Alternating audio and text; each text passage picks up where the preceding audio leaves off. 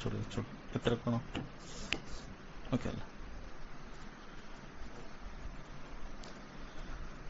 അസ്സലാമു അലൈക്കും വറഹ്മത്തുള്ളാഹി വബറകാതുഹു. അൽഹംദുലില്ലാഹ് വസ്സലാത്തു വസ്സലാമു അലാ റസൂലില്ലാഹ് വഅലാ ആലിഹി വസഹ്ബിഹി വമൻ വാലാ. അമ്മാ ബഅദു. യാ അയ്യുഹല്ലദീന ആമനു ഇത്തഖുല്ലാഹ ഹഖ്ക തുഖാതിഹി വലാ തമൂതുന്ന ഇല്ലാ വഅൻതും മുസ്ലിമൂൻ. يا أيها الناس اتقوا ربكم الذي خلقكم من نفس واحدة وخلق منها زوجها وبث منهما رجالا كثيرا ونساء واتقوا الله الذي تساءلون به والأرحام إن الله كان عليكم رقيبا. أما بعد فإن خير الكلام كلام الله وأحسن الحديث حديث محمد صلى الله عليه وسلم وشر الأمور محدثاتها وكل محدثة بدعة وكل بدعة ضلالة وكل ضلالة في النار. ബഹുമാന്യരായ സഹോദരങ്ങളെ, സഹോദരിമാരെ, അല്ലാഹുവിന്റെ ദീൻ ശരിയായി മനസ്സിലാക്കാൻ ഏറെ സഹായിക്കുന്ന വളരെ പ്രധാനപ്പെട്ട കാര്യമാണ് ഇത്തരത്തിലുള്ള ദീനിന്റെ മജ്ലിസുകളിൽ പങ്കെടുക്കുകയും അതിൽ നിന്ന് കാര്യങ്ങൾ ഗ്രഹിക്കുകയും അത് ജീവിതത്തിൽ പകർത്തുകയും ചെയ്യുക എന്നുള്ളത്. അല്ലാഹു ഇൽമിന്റെ മജ്ലിസിന് വാഗ്ദാനം ചെയ്തിട്ടുള്ള എല്ലാ ശ്രേഷ്ഠതകളും നമുക്കേവർക്കും നൽകി അനുഗ്രഹിക്കുമാറാകട്ടെ. സഹോദരങ്ങളെ, മുഹമ്മദ് നബി സല്ലല്ലാഹു അലൈഹി വസല്ലം നമ്മെ അറിയിച്ച ഒരു കാര്യമുണ്ട്. അവിടുത്തെ ഉമ്മത്ത് 73 കക്ഷികളായി വേർപിരിയുമെന്നും അതിൽ ഒരൊറ്റ വിഭാഗമൊഴികെ ബാക്കിയുള്ള എല്ലാ ആളുകളും വഴിപിഴച്ച ആളുകളായിരിക്കുമെന്നും അവർ നരകത്തിലേക്ക് പ്രവേശിക്കേണ്ട ആളുകളായിരിക്കുമെന്നും നബി സല്ലല്ലാഹു അലൈഹി വസല്ലം അറിയിച്ചിട്ടുണ്ട്.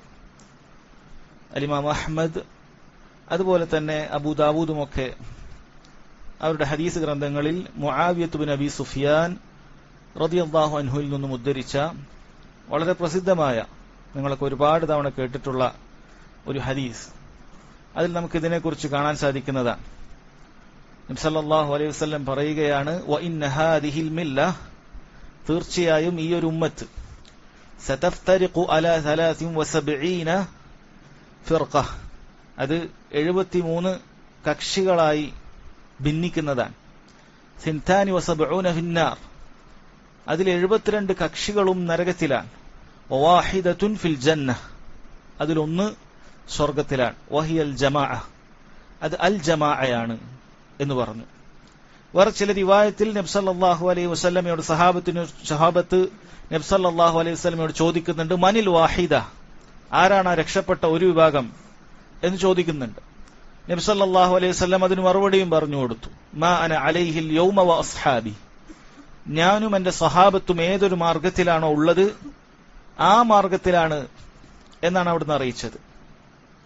ഇതുപോലെ മറ്റൊരു ഹദീസിൽ സഹോദരങ്ങളെ നബി സല്ലല്ലാഹു അലൈഹി വസല്ലം ഇങ്ങനെയുള്ള ഭിന്നിപ്പുകളും കക്ഷിത്വങ്ങളും ചേരിതിരിവുകളുമെല്ലാം ഉണ്ടാകും, ഇത് മുസ്ലിം ഉമ്മത്തിനെ ബാധിക്കാനുള്ള ഒരു രോഗമാണ്, അത് ബാധിക്കുക തന്നെ ചെയ്യും എന്ന് വ്യക്തമായി അറിയിച്ചതിന് ശേഷം അതിന്റെ പരിഹാരം, ആ രോഗത്തിന്റെ മരുന്ന് നമുക്ക് പറഞ്ഞു തന്നിട്ടുണ്ട്. ഭിന്നിക്കുന്നവരുടെ കൂടെ, പിഴക്കുന്നവരുടെ കൂടെ പിഴച്ചു പോകാതിരിക്കാൻ, കക്ഷികളായി മാറാതിരിക്കാൻ നമ്മൾ ഓരോരുത്തരും എടുക്കേണ്ട നിലപാടിനെ കുറിച്ച് നബി സല്ലല്ലാഹു അലൈഹി വസല്ലം അറിയിച്ചത് വളരെ വ്യക്തമാണ്. അലൈക്കും ബിസുന്നതി, ഇത്തരം കക്ഷി മാത്സര്യങ്ങളും ഗ്രൂപ്പുകളും ഒക്കെ ഉണ്ടാകുന്ന സമയത്ത് നിങ്ങൾ എന്റെ ചര്യ പിൻപറ്റണം. വസുന്നത്തിൽ ഖുലഫാഇർ റാഷിദീൻ അൽ മഹ്ദിയീന മിൻ ബഅദി, എനിക്ക് ശേഷമുള്ള സച്ചരിതരായ അള്ളാഹുവിന്റെ ഹിദായത്ത് ലഭിച്ചിട്ടുള്ളവരായ ഖുലഫാ ഉർ റാഷിദീങ്ങളുടെ മാർഗവും നിങ്ങൾ പിൻപറ്റണം എന്ന് നബി സല്ലല്ലാഹു അലൈഹി വസല്ലം അറിയിച്ചു തന്നിട്ടുണ്ട്. അഥവാ അതിന്റെ പരിഹാരവും അവിടുന്ന് അറിയിച്ചു തന്നിട്ടുണ്ട് എന്ന് സാരം. അതുപോലെ മറ്റൊരു ഹദീസിൽ കാണാം, ലാ തസാലു ത്വായിഫത്തു മിൻ ഉമ്മതി അലൽ ഹഖ് ളാഹിരീൻ ലാ യദുർറുഹും മൻ യഖ്ദലുഹും ഹത്താ യഅതി അംറുല്ലാഹ്, ഖിയാമത്ത് നാൾ വരെ അല്ലാഹു സുബ്ഹാനഹു വ തആലയുടെ കൽപ്പന വരുന്നതുവരെ ഈ ഉമ്മത്തിൽ ഒരു വിഭാഗം സത്യത്തിൽ അടിയുറച്ചു നിൽക്കുക തന്നെ ചെയ്യും. അവരെ കൈയൊഴിഞ്ഞവരുടെ ഉപദ്രവങ്ങളൊന്നും അവർ കേൾക്കുകയില്ല. ചുറ്റുമുള്ള കക്ഷികളുടെ ഉപദ്രവം അവർ കേറ്റുകൊണ്ട് അവർ പാടെ ഭൂമിയിൽ നിന്നും ഇല്ലാതായി പോകുകയില്ല. ഖിയാമത്ത് നാൾ വരെ സത്യത്തിന്റെ മാർഗത്തിൽ അവർ അടിയുറച്ചുണ്ടാകുന്നതാണ് എന്ന് നബി സല്ലല്ലാഹു അലൈഹി വസല്ലം അറിയിച്ചിട്ടുണ്ട്. സഹോദരങ്ങളെ, ഇത്രയും ഹദീസുകൾ ആമുഖത്തിൽ പറഞ്ഞത് എന്തിനാണെന്ന് വെച്ചു കഴിഞ്ഞാൽ, സമൂഹത്തിൽ ഇത്തരം വിഷയങ്ങൾ വരുമ്പോൾ എല്ലാം ശരിയാണ്, എല്ലാവരിലും അവരുടേതായ ചില നന്മകളുണ്ട്, എല്ലാ ഗ്രൂപ്പുകളും ശരി തന്നെയാണ്, നമ്മൾ ആരെയും ആക്ഷേപിക്കേണ്ടതില്ല, വിമർശിക്കേണ്ടതില്ല എന്ന് പറയുന്ന ഒരു ഭാഗത്ത് കാണാൻ സാധിക്കും. എന്നാൽ ഇപ്പുറത്ത് എല്ലാവരും കണക്ക് തന്നെയാണ്, വിശ്വസിക്കാൻ പറ്റുന്ന സത്യസന്ധതയുള്ള ശരിയായ മാർഗത്തിലുള്ള ആരും തന്നെ ഇല്ല, എല്ലാം കണക്ക് തന്നെ എന്ന് പറഞ്ഞുകൊണ്ട് നമുക്കിനി ദീനിന്റെ കാര്യമൊന്നും ആവശ്യമില്ല, ഓരോരുത്തരും എന്തെങ്കിലുമൊക്കെ ആയിക്കോട്ടെ എന്ന് പറഞ്ഞ് എല്ലാത്തിൽ നിന്നും നിരാശയടഞ്ഞുകൊണ്ട് അവർ മാറി നിൽക്കുന്നതും കാണാൻ സാധിക്കുന്നുണ്ട്. എന്നാൽ സഹോദരങ്ങളെ, കാര്യം അങ്ങനെയല്ല. നബി സല്ലല്ലാഹു അലൈഹി വസല്ലം അറിയിച്ചതുപോലെ തന്നെ ഖിയാമത്ത് നാൾ വരെ സത്യത്തിൽ അടിയുറച്ചു നിൽക്കുന്ന, സിറാത്തുൽ മുസ്തഖീമിൽ അടിയുറച്ചു നിൽക്കുന്ന ഒരു വിഭാഗം ഉണ്ടാകുക തന്നെ ചെയ്യും. എല്ലാവരും പിഴച്ചു പോകുകയില്ല. അല്ലാഹു തആല അവൻ അങ്ങനെയാണ് കാര്യങ്ങളെ നിശ്ചയിച്ചിട്ടുള്ളത്. എല്ലാവരും പിഴച്ചുപോയി ആർക്കും സത്യവും അസത്യവും വേർതിരിച്ചറിയാൻ പറ്റാത്ത രൂപത്തിലുള്ള അന്ധകാരത്തിലേക്ക് ഈ ഉമ്മത്ത് എത്തിച്ചേരുകയില്ല. മറിച്ച് ഹക്കും ബാത്തിലും രാവും പകലും പോലെ വളരെ വ്യക്തമാകുകയും പഠിച്ചന്വേഷിക്കുന്ന ഇഖ്ലാസുള്ള ആളുകൾക്ക്, മനസ്സിലാക്കാനുള്ള താല്പര്യം കാണിക്കുന്ന ആളുകൾക്ക് അത് വ്യക്തമാകുകയും ചെയ്യുമെന്നുള്ളത് തീർച്ചയായിട്ടുള്ള കാര്യമാണ്. നോക്കൂ, അല്ലാഹു സുബ്ഹാനഹു വ തആല പറയുന്നത്, വഅന്ന ഹാദാ സിറാത്തി മുസ്തഖീമ ഫത്തബിഊഹു, തീർച്ചയായും ഇതാണ് എന്റെ സിറാത്തുൽ മുസ്തഖീം, നേരായ പാത ഇതാണ്. ഫത്തബിഊഹു, നിങ്ങൾ അതിനെ പിൻപറ്റുക തന്നെ വേണം. നേരായ പാത എന്ന് പറയുന്നത് ഒന്നുണ്ട്, അത് നിങ്ങൾ പിൻപറ്റുക തന്നെ വേണം. വലാ തത്തബിഉസ് സുബുൽ, അനേകം മാർഗങ്ങളെ നിങ്ങൾ പിൻപറ്റാൻ പാടില്ല. ഒരുപാട് വഴികേടിന്റെ മാർഗങ്ങൾ അനേകമാണ്, എന്നാൽ സത്യത്തിന്റെ മാർഗം ഒന്നു മാത്രമാണ്. വഴികേടിന്റെ മാർഗങ്ങൾ ഫതഫറഖ ബികും അൻ സബീലിഹി, അല്ലാഹു സുബ്ഹാനഹു വ തആലയുടെ മാർഗത്തിൽ നിന്നും നിങ്ങളെ തെറ്റിച്ചു കളയുന്നതാണ്. വഴികേടിന്റെ മാർഗത്തിലേക്ക് പ്രവേശിച്ചാൽ എങ്ങനെയെങ്കിലുമൊക്കെ ചുറ്റിത്തിരിഞ്ഞ് ഹക്കിന്റെ മാർഗത്തിലേക്ക് എത്താം എന്നാരും വിചാരിക്കേണ്ടതില്ല. വഴികേടിലുള്ളവർ വഴികേടിൽ തുടർന്നാൽ അവർ ആ വഴി നരകത്തിലേക്ക് തന്നെയാണ് പ്രവേശിക്കുക. വഴികേടിന്റെ വഴി വേറെയാണ്, ഹക്കിന്റെ വഴി വേറെയാണ് എന്ന് നമ്മൾ മനസ്സിലാക്കണം. അതുകൊണ്ട് തന്നെ സഹോദരങ്ങളെ, ഹക്കും ബാത്തിലും വേർതിരിച്ചു മനസ്സിലാക്കാൻ നാം നന്നായി പരിശ്രമിക്കണം. കാര്യം നമ്മുടെ സ്വർഗത്തിന്റെയും നരകത്തിന്റെയും തീരുമാനിക്കപ്പെടുന്ന വിഷയമാണ്. നിസ്സാരമായി ലാഘവത്തോടുകൂടി കാണേണ്ട വിഷയമല്ല ഇത്. എല്ലാം കണക്കാണ്, അല്ലെങ്കിൽ എല്ലാത്തിലും നന്മയുണ്ട് എന്ന് പറഞ്ഞ് ലാഘവമായ ഒരു ഭാവമെടുക്കേണ്ട, തീരുമാനമെടുക്കേണ്ട വിഷയമല്ല. നോക്കൂ, ആളുകൾ ദുനിയാവിന്റെ അവരുടെ ഉൽപ്പന്നം വാങ്ങാൻ വേണ്ടി കാണിക്കുന്ന ജാഗ്രത എത്രയാണ്. അല്ലെ, അവനൊരു 15,000 20,000 രൂപയൊക്കെ കൊടുത്ത് ഒരു മൊബൈൽ ഫോൺ വാങ്ങണമെങ്കിൽ അറിവുള്ള ധാരാളം പേരുടെ കൂടെ അടുക്കൽ അവൻ അത് അന്വേഷിക്കുന്നതായിരിക്കും. എത്ര സ്റ്റോറേജ് വേണം, എങ്ങനെയുള്ള സ്ക്രീനാണ് വേണ്ടത്, എത്ര ചാർജ് നിൽക്കും, എന്തൊക്കെയാണ് അതിലുള്ള ഫീച്ചേഴ്സ്, ഇതൊക്കെ അന്വേഷിച്ച് പഠിച്ച് കൃത്യമായിട്ട് ഒരല്പം 15,000 രൂപ മാത്രം ഇത് ചെലവഴിക്കുന്ന സമയത്ത് മനുഷ്യൻ അത്രയും അന്വേഷിക്കും. കാരണം അവന് വിലയുണ്ട്. പക്ഷെ പല ആളുകൾക്കും ദീനിന്റെ വിഷയത്തിൽ വളരെ നിസ്സാരമായ ഭാവമാണ്. അത് പാഴായിപ്പോയാൽ വലിയ വിഷയമൊന്നുമില്ല, എങ്ങനെയെങ്കിലൊക്കെ മരിച്ചുപോയാൽ മതി, എങ്ങനെയെങ്കിലൊക്കെ ജീവിച്ച് മരിച്ചുപോയാൽ മതി എന്നുള്ള ധാരണയിലാണ് പലരുമുള്ളത്. സഹോദരങ്ങളെ, ഒരിക്കലും നമ്മൾ അങ്ങനെ ആയിക്കൂടാ. കാര്യം ശരിക്കും മനസ്സിലാക്കണം. സത്യത്തിന്റെ വഴി ഒന്നേ ഉള്ളൂ, അത് തന്നെ പിൻപറ്റണം. അള്ളാഹു അങ്ങനെയാണ് നമ്മോട് കൽപ്പിച്ചത്. വഴികേടിന്റെ വഴി ധാരാളമുണ്ട്, അതെല്ലാം നിങ്ങളെ സത്യത്തിന്റെ മാർഗത്തിൽ നിന്നും തെറ്റിക്കുന്നത് തന്നെയാണ്, അതിലൊന്നിലും ഖൈറില്ല എന്ന് അല്ലാഹു സുബ്ഹാനഹു വ തആല അറിയിച്ചിട്ടുള്ള കാര്യമാണ്. അതുകൊണ്ട് തന്നെ സഹോദരങ്ങളെ, അത് വളരെ ഗൗരവത്തിൽ നമ്മൾ എടുക്കുക. ഇന്ന് സംസാരിക്കാൻ ഉദ്ദേശിച്ച വിഷയത്തിലേക്ക് പ്രവേശിക്കുന്നതിനു മുമ്പ് വിശദമായിട്ടല്ലെങ്കിലും ചുരുങ്ങിയ രൂപത്തിൽ യഥാർത്ഥ സത്യത്തിന്റെ മാർഗത്തിൽ അടിയുറച്ചു നിൽക്കുന്ന ആളുകളുടെ അല്ലെങ്കിൽ കക്ഷികളുടെ ചില പ്രധാനപ്പെട്ട അടയാളങ്ങൾ നിങ്ങളെ കേൾപ്പിക്കാം. പണ്ഡിതന്മാരെല്ലാവരും സൂചിപ്പിച്ചിട്ടുള്ള കാര്യമാണത്. സത്യത്തിന്റെ മാർഗത്തിൽ അടിയുറച്ചു നിൽക്കുന്ന ആളുകൾക്ക് ഈ അടയാളങ്ങളാണ് ഉണ്ടാവുക. ഏതെങ്കിലും ഗ്രൂപ്പിന്റെ പേരല്ല, ഏതെങ്കിലും ഒരു കക്ഷിയുടെ പേരല്ല, അല്ലെങ്കിൽ ഒരു ഷെയ്ഖിന്റെ പേരല്ല. ആ ഷെയ്ഖിന്റെ കീഴിൽ ഒതുങ്ങിയാൽ അവൻ സത്യത്തിന്റെ മാർഗത്തിലായി, അല്ലെങ്കിൽ ഇന്ന ഗ്രൂപ്പിൽ മെമ്പർഷിപ്പ് എടുത്താൽ അവൻ സത്യത്തിന്റെ ആളായി. അങ്ങനെയല്ല. അവർക്ക് ചില അടയാളങ്ങളുണ്ട്. ഖുർആനിലും സുന്നത്തിലും അവരുടെ അടയാളങ്ങൾ വന്നിട്ടുണ്ട്.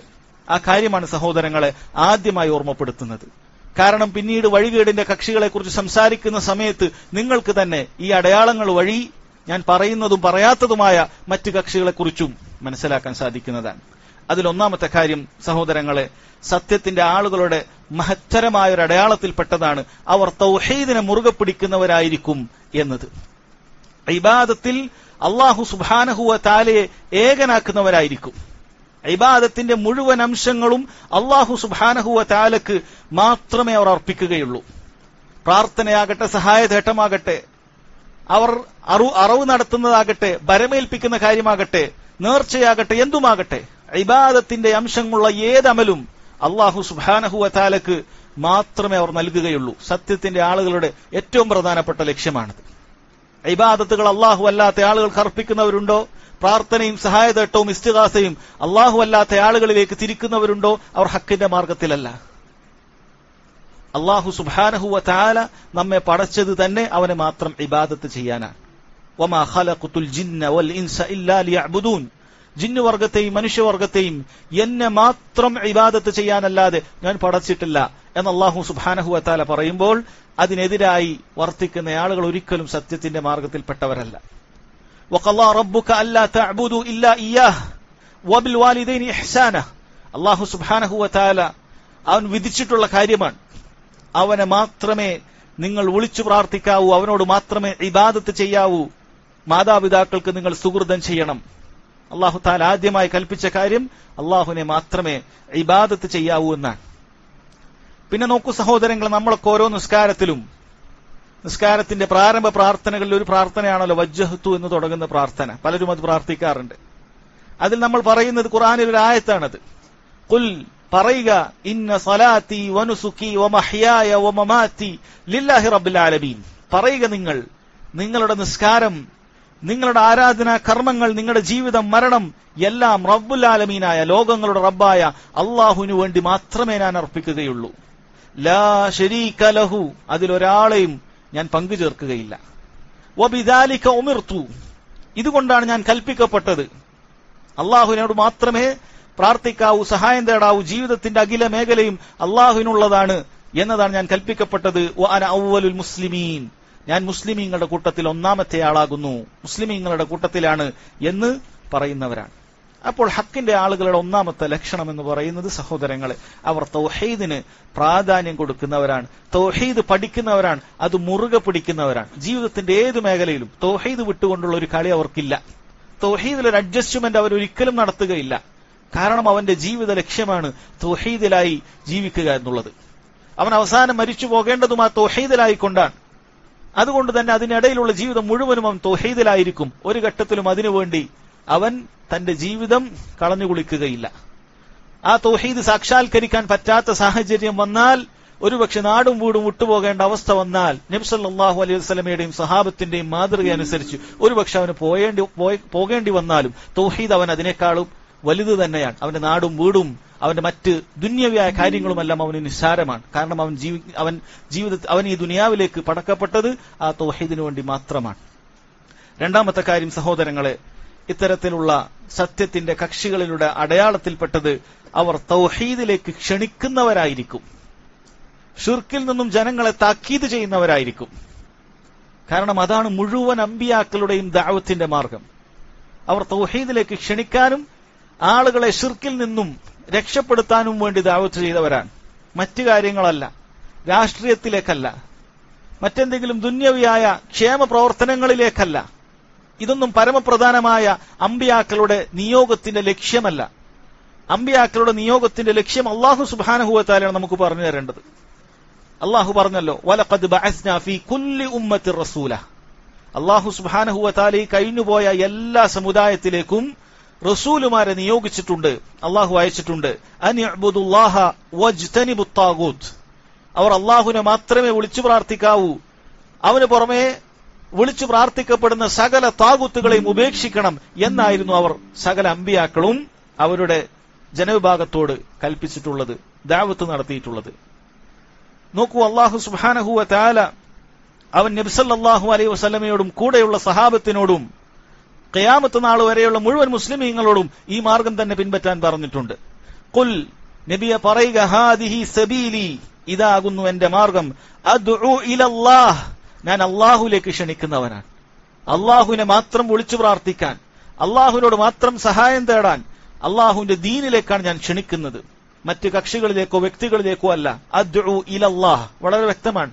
ദഅവത്ത് അല്ലാഹുവിലേക്കായിരിക്കണം, എന്നിലേക്കാകാൻ പാടില്ല, ക്ഷണിക്കുന്നവനിലേക്കാകാൻ പാടില്ല. അല്ലാഹു സുബ്ഹാനഹു വ തആലയെ മനസ്സിലാക്കാൻ, അല്ലാഹുവിനെ ഇബാദത്ത് ചെയ്യാൻ, അല്ലാഹുവിന്റെ മാർഗത്തിൽ ആളുകളെ സ്നേഹിക്കാൻ, അല്ലാഹുവിന്റെ മാർഗത്തിൽ ആളുകളെ വെറുക്കാൻ. അല്ലാതെ ഞാനൊരു വട്ടമുണ്ടാക്കി വെച്ചിട്ട് അതിലേക്ക് ആളുകളെ ക്ഷണിച്ചിട്ട് ആ വട്ടത്തിൽ കയറിയവരൊക്കെ നിങ്ങൾ സ്നേഹിക്കുക, വട്ടത്തിന് പുറത്തുള്ളവർ എത്ര വലിയ ദീനുള്ളവരാകട്ടെ അവരെ വെറുക്കുക, ഇതിലേക്കല്ല. അദ്ഉ ഇലല്ലാഹ്, അല്ലാഹുവിന്റെ മാർഗത്തിലേക്ക് താങ്കൾ ക്ഷണിക്കുക. എങ്ങനെയാണ് ക്ഷണിക്കേണ്ടത്? അലാ ബസീറ, ഇൽമോട് കൂടിയാണ് ക്ഷണിക്കേണ്ടത്. ഇൽമും ഫിഖ്ഹും വേണ്ടതുണ്ട്. ദീനിന്റെ മാർഗത്തിലേക്ക് ക്ഷണിക്കേണ്ടത് ജഹലിന്റെ അടിസ്ഥാനത്തിലല്ല, കള്ളക്കഥകളുടെ അടിസ്ഥാനത്തിലല്ല, ആരോ സ്വപ്നം കണ്ടതിന്റെ അടിസ്ഥാനത്തിൽ പറഞ്ഞ വ്യാഖ്യാനങ്ങൾക്കനുസരിച്ചിട്ടല്ല ആളുകളെ ദീനിന്റെ മാർഗത്തിലേക്ക് ക്ഷണിക്കേണ്ടത്. അലാ ബസീറ, വ്യക്തമായ ഉൾക്കാഴ്ചയോടുകൂടി ഇൽമോടുകൂടിയാണ്. അന വമൻ ഇത്തബഅനി, ഞാനും എന്നെ പിൻപറ്റിയവരും. വസുബ്ഹാനല്ലാഹി വമാ അന മിനൽ മുശ്രിക്കീൻ, അല്ലാഹു അത്ര പരിശുദ്ധനാണ്, ഞാൻ ഒരിക്കലും മുശ്രിക്കുകളുടെ കൂട്ടത്തിൽ പെട്ടുപോയവനല്ല എന്ന് അല്ലാഹു സുബ്ഹാനഹു വ തആല നബി സല്ലല്ലാഹു അലൈഹി വസല്ലമയോട് പറയുകയാണ്. ഇനി മൂന്നാമത്തെ കാര്യം സഹോദരങ്ങളെ, സത്യത്തിന്റെ കക്ഷികൾ അവർ ഇൽമിന് മഹത്വം നൽകുന്നവരായിരിക്കും. കാരണം ഇൽം എന്ന് പറയുന്നത്, ദീനിയായ വിജ്ഞാനം എന്ന് പറയുന്നത് അല്ലാഹു സുബ്ഹാനഹു വ തആലയുടെ വഹയാണത്. നബി സല്ലല്ലാഹു അലൈഹി വസല്ലമക്ക് അല്ലാഹു തആല നൽകിയ വഹിയാണ് നമ്മൾ ഇൽം എന്ന് പറയുന്നത്. അതുപോലെ തന്നെ ഇൽമിന്റെ വാഹകരായ പണ്ഡിതന്മാരെ അവർ ആദരിക്കുകയും ചെയ്യും. ഇൽമിനോടും ഉലമാക്കളോടും സ്നേഹവും അടുപ്പവുമുള്ള ആളുകളായിരിക്കും സത്യത്തിന്റെ കക്ഷികളെന്നാണ്. കാരണം യഥാർത്ഥ ഇൽമില്ലാത്ത ഒരാൾക്ക് അല്ലാഹു സുബ്ഹാനഹു വ തആല ഇബാദത്തുകൾ ചെയ്യാൻ സാധിക്കുകയില്ല. തുടക്കത്തിൽ നാം പറഞ്ഞല്ലോ, ജീവിതത്തിന്റെ ലക്ഷ്യം അല്ലാഹുവിനെ മാത്രം ഇബാദത്ത് ചെയ്യാനാണ്. ഇൽമില്ലാത്ത ഒരാൾക്ക്, അറിവില്ലാത്ത ഒരാൾക്ക് എങ്ങനെയാണ് അല്ലാഹുവിനെ ഭയപ്പെടാൻ സാധിക്കുക? എങ്ങനെയാണ് അല്ലാഹു സുബ്ഹാനഹു വ തആലക്ക് വേണ്ടതുപോലെയുള്ള യഥാർത്ഥ രൂപത്തിൽ അവൻ കൽപ്പിച്ചതുപോലെയുള്ള ഇബാദത്തുകൾ ചെയ്യാൻ സാധിക്കുക? അതുകൊണ്ട് ഇൽമ് അത്യാവശ്യമാണ്. ആ ഇൽമില്ലെങ്കിൽ അവർ പിഴക്കുകയും മറ്റുള്ളവരെ പിഴപ്പിക്കുകയും ചെയ്യും. കാരണം മനുഷ്യന് അവൻ സ്വന്തമായി അവൻ ജഹൂലാണ്, അങ്ങേയറ്റം വിഡ്ഢിയാണ്. അവൻ സ്വന്തമായി ബുദ്ധിയിൽ നിന്നും അറിവുണ്ടാക്കാൻ സാധിക്കുകയില്ല. പഠിക്കണം. ഇന്നമൽ ഇൽമു ബിത്തഅല്ലും, തീർച്ചയായും പഠിച്ചുകൊണ്ടേ ഇൽമ് ലഭിക്കുകയുള്ളൂ. ആ പഠിക്കുന്ന കാര്യങ്ങൾ സഹോദരങ്ങൾ, ആ ഇൽമ് പണ്ഡിതന്മാരുടെ മേൽനോട്ടത്തിലല്ലാതെ ഇൽമു തേടുന്നതും ദഅവത്ത് നടത്തുന്നതും ഗുണത്തെക്കാളേറെ ദോഷമായിരിക്കും ഉണ്ടാവുക. വിവരമില്ലാത്ത ആളുകൾ ഓരോന്നോരോന്ന് തീരുമാനിക്കുക, ഏതെങ്കിലുമൊക്കെ ദീനിന്റെ വിജ്ഞാനങ്ങൾ പഠിക്കാത്ത ആളുകൾ, ഖുർആനിന്റെ തഫ്സീറുകൾ മനസ്സിലാക്കാത്ത ആളുകൾ, ഹദീസിന്റെ ആശയങ്ങളും അതിന്റെ വ്യാഖ്യാനങ്ങളും മനസ്സിലാക്കാത്ത ആളുകൾ, ഏതെങ്കിലും മാഷുമാരോ അല്ലെങ്കിൽ ഏതെങ്കിലുമൊക്കെ അങ്ങനെയുള്ള പ്രവർത്തകരോ ഒക്കെ തീരുമാനിച്ച് അവർ കുറച്ചു കാലം എന്തെങ്കിലുമൊക്കെ കാര്യങ്ങളൊക്കെ മനസ്സിലാക്കി അതിന്റെ അടിസ്ഥാനത്തിൽ ദഅവത്തിന്റെ കാര്യങ്ങളും മറ്റും തീരുമാനിക്കുക എന്നുള്ളത് സഹോദരങ്ങളെ ഒരിക്കലും ശരിയല്ല. അത് ഗുണത്തെക്കാളേറെ ദോഷമുണ്ടാകും. തീരെ ഗുണമുണ്ടാകുന്നില്ല എന്നാരും പറയുന്നില്ല. ഗുണമുണ്ടായേക്കാം, പക്ഷേ അവർ അറിയാത്ത പല ദോഷങ്ങളും അതിന്റെ പിന്നിൽ ഉണ്ടാകും എന്ന് മനസ്സിലാക്കാം. സഹോദരങ്ങൾ, ഇത് മൂന്നും വളരെ പ്രധാനപ്പെട്ട കാര്യമാണ്. വേറെ ഒരുപാട് കാരണങ്ങളുണ്ട്, നമ്മുടെ വിഷയം അതിലേക്കല്ല. എൻ സഹോദരങ്ങളെ, വഴികേടിന്റെ ആളുകളെ കുറിച്ച് മനസ്സിലാക്കുക എന്നുള്ളത് വളരെ പ്രധാനപ്പെട്ട കാര്യമാണ്. കാരണം അതിൽ വീണുപോകാതെ നമുക്ക് രക്ഷപ്പെടണമെങ്കിൽ വഴികേടുകളെ കുറിച്ച് നമ്മൾ മനസ്സിലാക്കേണ്ടതുണ്ട്. അല്ലാഹു തആല പറഞ്ഞല്ലോ, വകദാലിക നുഫസ്സിലുൽ ആയാത്ത്, അപ്രകാരമാണ് നാം ദൃഷ്ടാന്തങ്ങളെ വേർതിരിച്ചു വ്യക്തമാക്കി മനസ്സിലാക്കി തരുന്നത്. വലിതസ്തബീന സബീലുൽ മുജ്രിമീൻ, കുറ്റവാളികളായ തെറ്റുകാരായ ആളുകളുടെ മാർഗങ്ങൾ നിങ്ങൾക്ക് വ്യക്തമാകുന്നതിന് വേണ്ടി. അതിനുവേണ്ടിയിട്ടാണ് ആയാത്തുകൾ അല്ലാഹു സുബ്ഹാനഹു വ തആല ദൃഷ്ടാന്തങ്ങൾ വേർതിരിച്ചു തന്നത്. ശരിയായ മാർഗം അല്ലാഹു വ്യക്തമാക്കി നൽകിയിട്ടുണ്ട്. അല്ലാഹു സുബ്ഹാനഹു വ തആല സിറാത്തുൽ മുസ്തഖീമിന്റെ മാർഗം വ്യക്തമാക്കി നൽകിയിട്ടുണ്ട്. അതല്ലാതെ ഈ വഴികേടിന്റെ കക്ഷികളുടെ വഴികേടുകൾ ആരും സ്വന്തം മെനന് അവർ ആക്ഷേപിക്കുകയല്ല. അവർ ഖുർആനിനും സുന്നത്തിനും എതിരായപ്പോഴാണ് ഇന്ന കാര്യങ്ങൾക്ക് നിങ്ങൾ എതിരായിട്ടുണ്ട് എന്ന് പറഞ്ഞ് ആക്ഷേപിക്കുന്നത്. കാരണം അല്ലാഹു എല്ലാം വ്യക്തമാക്കിയിട്ടുണ്ട്. ഇന്ന് നമ്മൾ ഈ ചർച്ച ചെയ്യാൻ പോകുന്ന വഴിപേഴ്ച കക്ഷിയുടേത് ഭിന്നതയാകട്ടെ, അതല്ലാത്ത കക്ഷികളുടേതാകട്ടെ, അല്ലാഹു സുബ്ഹാനഹു വ തആല അതിനെക്കുറിച്ച് യാതൊരു സൂചനയും നൽകാത്തതായ ഒരു വഴികേടിന്റെ കക്ഷിയും ദുനിയാവിലില്ല. കാരണം ഖിയാമത്ത് നാൾ വരെയുള്ള ഹക്കിന്റെ ആളുകളുടെ മാർഗം അല്ലാഹു വ്യക്തമാക്കി നൽകിയിട്ടുണ്ട്. ഇനിയൊരു പ്രവാചകൻ വരാനില്ല. അതുകൊണ്ട് മുഴുവൻ കാര്യങ്ങളും വ്യക്തമാക്കിയതിനു ശേഷം മാത്രമേ നബി സല്ലല്ലാഹു അലൈഹി വസല്ലം ഈ ദുനിയാവിൽ നിന്നും വിട പറഞ്ഞു പോയിട്ടുള്ളൂ. നോക്കൂ, ഹുദൈഫത്ത് ബിൻ യമാൻ റളിയല്ലാഹു അൻഹു, നബി സല്ലല്ലാഹു അലൈഹി വസല്ലമയുടെ രഹസ്യ സൂക്ഷിപ്പുകാരൻ എന്നറിയപ്പെട്ട, സാഹിബു സിർ എന്നറിയപ്പെട്ട മഹാനായ സഹാബി, അദ്ദേഹം പറയുന്നുണ്ട്, കാന അന്നാസു യസ്അലൂന റസൂലല്ലാഹി സ്വല്ലല്ലാഹു അലൈഹി വസല്ലം അനിൽ ഖൈർ. ജനങ്ങൾ റസൂലുള്ളാഹിയോട് ഖൈറിനെ കുറിച്ച് ധാരാളം ചോദിക്കാറുണ്ട്. അല്ലെ, നമ്മൾ പല ഹദീസുകളും സഹാബത്ത് നല്ല നല്ല സാലിഹായ അമലുകളൊക്കെ കുറിച്ച് ചോദിക്കുന്നത് കേട്ടിട്ടുണ്ട്. നിസ്കാരത്തിനെ കുറിച്ച്, നോമ്പിനെ കുറിച്ച്, സദഖകളെ കുറിച്ച്, ഖിയാമുൽ ലൈലിനെ കുറിച്ചിട്ടൊക്കെ അവർ ചോദിക്കാറുണ്ട്. നല്ല കാര്യമാണ്. എന്നാൽ അദ്ദേഹം പറയുന്നു, വകുന്തു അസ്അലുഹു അനിശ്ശർ. പക്ഷെ ഞാൻ ഷർറുകളെ കുറിച്ച്, തിന്മകളെ കുറിച്ച് ചോദിക്കാറുണ്ട്. മഖാഫത അൻ യുദ്രികനി. ആ ഷർറിനെ ബാധിക്കുമെന്ന പേടിയാലാണ് ഞാൻ ചോദിക്കുന്നത്. ഷർറിനെ കുറിച്ച് കേട്ട് ആസ്വദിക്കാനോ മറ്റൊന്നുമല്ല. ആ ഷർറിനെ കുറിച്ച് ഞാൻ കരുതിയിരിക്കുന്നത് ആ ഷർറ് പിന്നീട് ഞാൻ അറിയാതെ എന്റെ ജീവിതത്തിലേക്ക് കടന്നു വരുമെന്നുള്ള പേടി കാരണമാണ് എന്ന് ഹുദൈഫത്തുൽ യമാൻ റളിയല്ലാഹു അൻഹു പറയുന്നുണ്ട്. ചില കവിമാർ പറഞ്ഞതുപോലെ, അറഫ്തു ശർറ ലാ ലിശ്ശർരി വലാകിൻ ലിതവഖീഹ്. ഞാൻ ഷർറിനെ മനസ്സിലാക്കുന്നത് ഷർറിന് വേണ്ടിയിട്ടല്ല, മറിച്ച് അതിൽ നിന്നും രക്ഷപ്പെടാൻ വേണ്ടിയിട്ടാണ്. വമൻ ലാ യഅരിഫു ശർറ മിനൽ ഖൈരി യഖഉ ഫീ. കാരണം ഖൈറും ഷർറും വേർതിരിച്ചു മനസ്സിലാക്കാത്ത ആളുകൾ മിക്കവാറും അതിൽ വീണുപോകാൻ സാധ്യതയുണ്ട്. അല്ലെ, ഒരു വഴി നമ്മൾ ജീവിതത്തിൽ ആലോചിച്ച് നോക്കും. ഒരു വഴിയിൽ ഒരുപാട് കുഴികളും അപകടങ്ങളും നിറഞ്ഞ വഴിയാണെങ്കിൽ ആ വഴിയെക്കുറിച്ച് നേരത്തെ പഠിച്ചു മനസ്സിലാക്കാത്ത ആളുകളിൽ മിക്കവാറും അതിൽ വീണുപോകാനുള്ള സാധ്യതയുണ്ട്. അങ്ങനെയാണ് സംഭവിക്കാറുള്ളത്. എന്നാൽ ആ വഴിയെക്കുറിച്ച് മനസ്സിലാക്കിയാണ് രാത്രി ഇന്ന നേരത്തെ അവിടെ പോകാൻ പാടില്ല, ഇന്ന വഴിയിൽ എടുത്തു കഴിഞ്ഞാൽ അപ്പുറത്ത് വലിയ വലിയ കൊക്കയാണ്, ചിലപ്പോൾ മറിഞ്ഞു പോകാൻ സാധ്യതയുണ്ട്, അവിടെ ചതുപ്പ് നിലമാണ്, അവിടെ ഇറങ്ങാൻ പാടില്ല എന്നൊക്കെ മനസ്സിലാക്കുന്ന ആളുകളോ അവർ ആ സൂക്ഷിച്ചിട്ടാണ് ആ വഴിയിലൂടെ സഞ്ചരിക്കുക. അതിനു വേണ്ടിയിട്ടാണ് നമ്മൾ ഷർറിന്റെ മാർഗങ്ങൾ, കുഴികൾ ഏതാണ്, ചതുപ്പ് നിലങ്ങൾ ഏതാണ് എന്ന് വേർതിരിച്ചു മനസ്സിലാക്കുകയും വ്യക്തമാക്കുകയും ചെയ്യുന്നത് അതിനുവേണ്ടി മാത്രമാണ് എന്ന് മനസ്സിലാക്കുക. അതല്ലാതെ ആരെങ്കിലുമൊക്കെ വഷളാക്കാനോ താറടിക്കാനോ എന്നൊന്നുമല്ല. ഇതിനല്ല കാര്യം. മറിച്ച് ഷർറിന്റെയും ഖൈറിന്റെയും വഴികൾ വേർതിരിക്കപ്പെടുക തന്നെ വേണം. ഷർറിന്റെ വഴികളിൽ നിന്നും ആളുകൾ രക്ഷപ്പെടാനും ഖൈറിന്റെ വഴികളിലേക്ക്, യഥാർത്ഥ സിറാത്തൽ മുസ്തഖീമിലേക്ക് ആളുകൾ പ്രവേശിക്കാൻ. സഹോദരങ്ങളെ, ഇത്തരത്തിൽ ജനങ്ങൾക്കിടയിൽ വലിയൊരു പ്രചാരവും ദീനിന്റെ മാർഗത്തിൽ പരിശ്രമം നടത്തുന്നവരാണെന്ന് ആളുകൾ തെറ്റിദ്ധരിച്ചിട്ടുമുള്ള ഒരു പ്രസ്ഥാനമാണ് തബ്ലീഗ് ജമാഅത്ത് എന്നുള്ളത്. ഇവരുടെ അബദ്ധങ്ങൾ ചൂണ്ടിക്കാണിക്കുന്നതിന് മുമ്പ് വളരെ സ്നേഹത്തോടെ, ഗുണകാംക്ഷയോടെ സഹോദരങ്ങളെ ഓർമ്മപ്പെടുത്തേണ്ട ചില കാര്യങ്ങളുണ്ട്. ഏതൊരു സംഘടനയും, ഏതൊരു പ്രസ്ഥാനവും ഗ്രൂപ്പുമൊക്കെ അതിന്റെ ശരിതെറ്റുകൾ നാം പഠിക്കേണ്ടത് ഖുർആനിലേക്കും സുന്നത്തിലേക്കും, അത് നമ്മുടെ നല്ലവരായ മുൻഗാമികളിലേക്കും അവർ കാണിച്ചു തന്ന മാർഗത്തിലേക്കും മടക്കിക്കൊണ്ടാണ്. അതല്ലാതെ നമ്മുടെ വികാരങ്ങളോ നമ്മുടെ ആവേശങ്ങളോ അല്ലെങ്കിൽ ആ ഒരു പ്രസ്ഥാനത്തിന്റെ അല്ലെങ്കിൽ ആ ഒരു ഗ്രൂപ്പിന്റെ ബാഹ്യമായി ഉയർത്തിപ്പിടിക്കുന്ന കാര്യങ്ങളോ നോക്കിയിട്ടല്ല. നമ്മുടെ ആവേശങ്ങളൊന്നും അവര് അങ്ങനെ ശരിയല്ല എന്നൊന്നും പറയാൻ എനിക്ക് കഴിയില്ല, അവരിന്നൊക്കെ കാണുന്നുണ്ട് എന്നതല്ല. അല്ല, നമുക്ക് അവരോട് എനിക്ക് നല്ല ഉപകാരങ്ങളൊക്കെ ചെയ്യുന്നത് പോലെ കാണുന്നുണ്ട് എന്ന് നിന്റെ തോന്നലുകളും നിന്റെ വികാരങ്ങളും നിന്റെ ആവേശങ്ങളും അവർ ബാഹ്യമായി ഉയർത്തിപ്പിടിക്കുന്ന ചില മുദ്രാവാക്യങ്ങളും അല്ല. മറിച്ച് ഏതൊരു കാര്യവും വിലയിരുത്തപ്പെടേണ്ടത് നമ്മൾ മനസ്സിലാക്കുക അത് ഖുർആനിലേക്കും സുന്നത്തിലേക്കും മടക്കിയിട്ടാണ്. അല്ലാഹു തആല പറഞ്ഞല്ലോ, ഫഇൻ തനാസഅതും ഫീ ഷൈഇൻ. നിങ്ങൾ ഇത് കേൾക്കുന്ന ആളുകൾ, ഭിന്നിപ്പിലൊക്കെ അകപ്പെട്ടു പോകുന്ന മനുഷ്യർ, നിങ്ങൾ വല്ല കാര്യത്തിലും അങ്ങോട്ടും ഇങ്ങോട്ടും അഭിപ്രായ വ്യത്യാസമുണ്ടായാൽ ഫറുദ്ദുഹു ഇലല്ലാഹി വർ റസൂൽ. നിങ്ങൾ അല്ലാഹുവിലേക്കും അവന്റെ റസൂലിലേക്കും മടക്കണം. ഇൻ കുൻതും തുഅ്മിനൂന ബില്ലാഹി വൽ യൗമിൽ ആഖിർ. നിങ്ങൾ അല്ലാഹുവിലും അന്ത്യദിനത്തിലും ഒക്കെ വിശ്വസിക്കുന്നുണ്ട് എന്നാണല്ലോ പറയുന്നത്. എങ്കിൽ അങ്ങനെയാണ് നിങ്ങൾ ചെയ്യേണ്ടത്. നിങ്ങൾ അല്ലാഹുവിലേക്കും അവന്റെ റസൂലിലേക്കും മടക്കണം. അതല്ലാതെ നിങ്ങൾക്ക് നിങ്ങളുടെ മനസ്സിന് അത് ശരിയാണെന്ന് പറയാൻ പറ്റൂല, അത് തെറ്റാണെന്ന് എനിക്ക് തോന്നുന്നുണ്ട്, അല്ലെങ്കിൽ അത് ശരിയല്ല എന്നൊക്കെ നിങ്ങളുടെ മനസ്സിന് തോന്നുന്നതല്ല. അള്ളാഹുവിന്റെയും അവന്റെ റസൂലിലേക്കും നിങ്ങൾ മടക്കുക. ദാലിക ഖൈറു വഅഹ്സനു തഅ്വീല. കാരണം അതാണ് നിങ്ങൾക്ക് ഉത്തമമായിട്ടുള്ളത്, കൂടുതൽ നല്ല പര്യവസാനം നിങ്ങൾക്ക് ലഭിക്കുന്നതും അത് തന്നെയായിരിക്കും എന്ന് അല്ലാഹു സുബ്ഹാനഹു വതആല അറിയിക്കുകയാണ്. ഈ സഹോദരങ്ങളെ, ആരാണ് നമ്മൾ ഇന്ന് ചർച്ച ചെയ്യാൻ പോകുന്ന തബ്ലീഗ് ജമാഅത്ത് എന്ന് പറയുന്ന വിഭാഗം ആരാണ്? യഥാർത്ഥത്തിൽ ഒരു പരിചയപ്പെടുത്തൽ ആവശ്യമില്ലാത്ത വിധം ലോകത്തിന്റെ വിവിധ ഭാഗങ്ങളിൽ കാണപ്പെടുന്ന ഒരു കൂട്ടായ്മയാണ് തബ്ലീഗ് ജമാഅത്ത്. ഏതെങ്കിലും ഒരു നാട്ടിലെ ആളുകൾക്ക് അവരെക്കുറിച്ച് തീരെ അറിയാതിരിക്കുക എന്നുള്ളത് വളരെ സാധ്യത കുറവാണ്. കേവലം 90 അല്ലെങ്കിൽ 100 വർഷങ്ങൾക്ക് മുമ്പ് ഇന്ത്യയിലെ മേവാത്ത് എന്ന് പറയുന്ന ഈസ്റ്റ് പഞ്ചാബിലെ ഒരു പ്രദേശത്ത് മുഹമ്മദ് ഇല്യാസ് എന്ന് പറയുന്ന ഒരാൾ അത് സ്ഥാപിക്കുകയും പിന്നീട് സക്കരിയ സാഹിബ് എന്നവർ പറയുന്ന സക്കരിയ എന്ന വ്യക്തി അയാളുടെ ചില കിനാവിന്റെ അടിസ്ഥാനത്തിൽ, സ്വപ്നങ്ങളുടെ അടിസ്ഥാനത്തിൽ അതിന് ചില മാറ്റത്തിരുത്തലുകളൊക്കെ വരുത്തി ഇന്ന് കാണുന്ന രൂപത്തിൽ അതിന്റെ ചില നീക്കുപോക്കങ്ങളൊക്കെ ആക്കി ഒരു പ്രസ്ഥാനമാക്കി കൊണ്ടുവന്നതാണത്.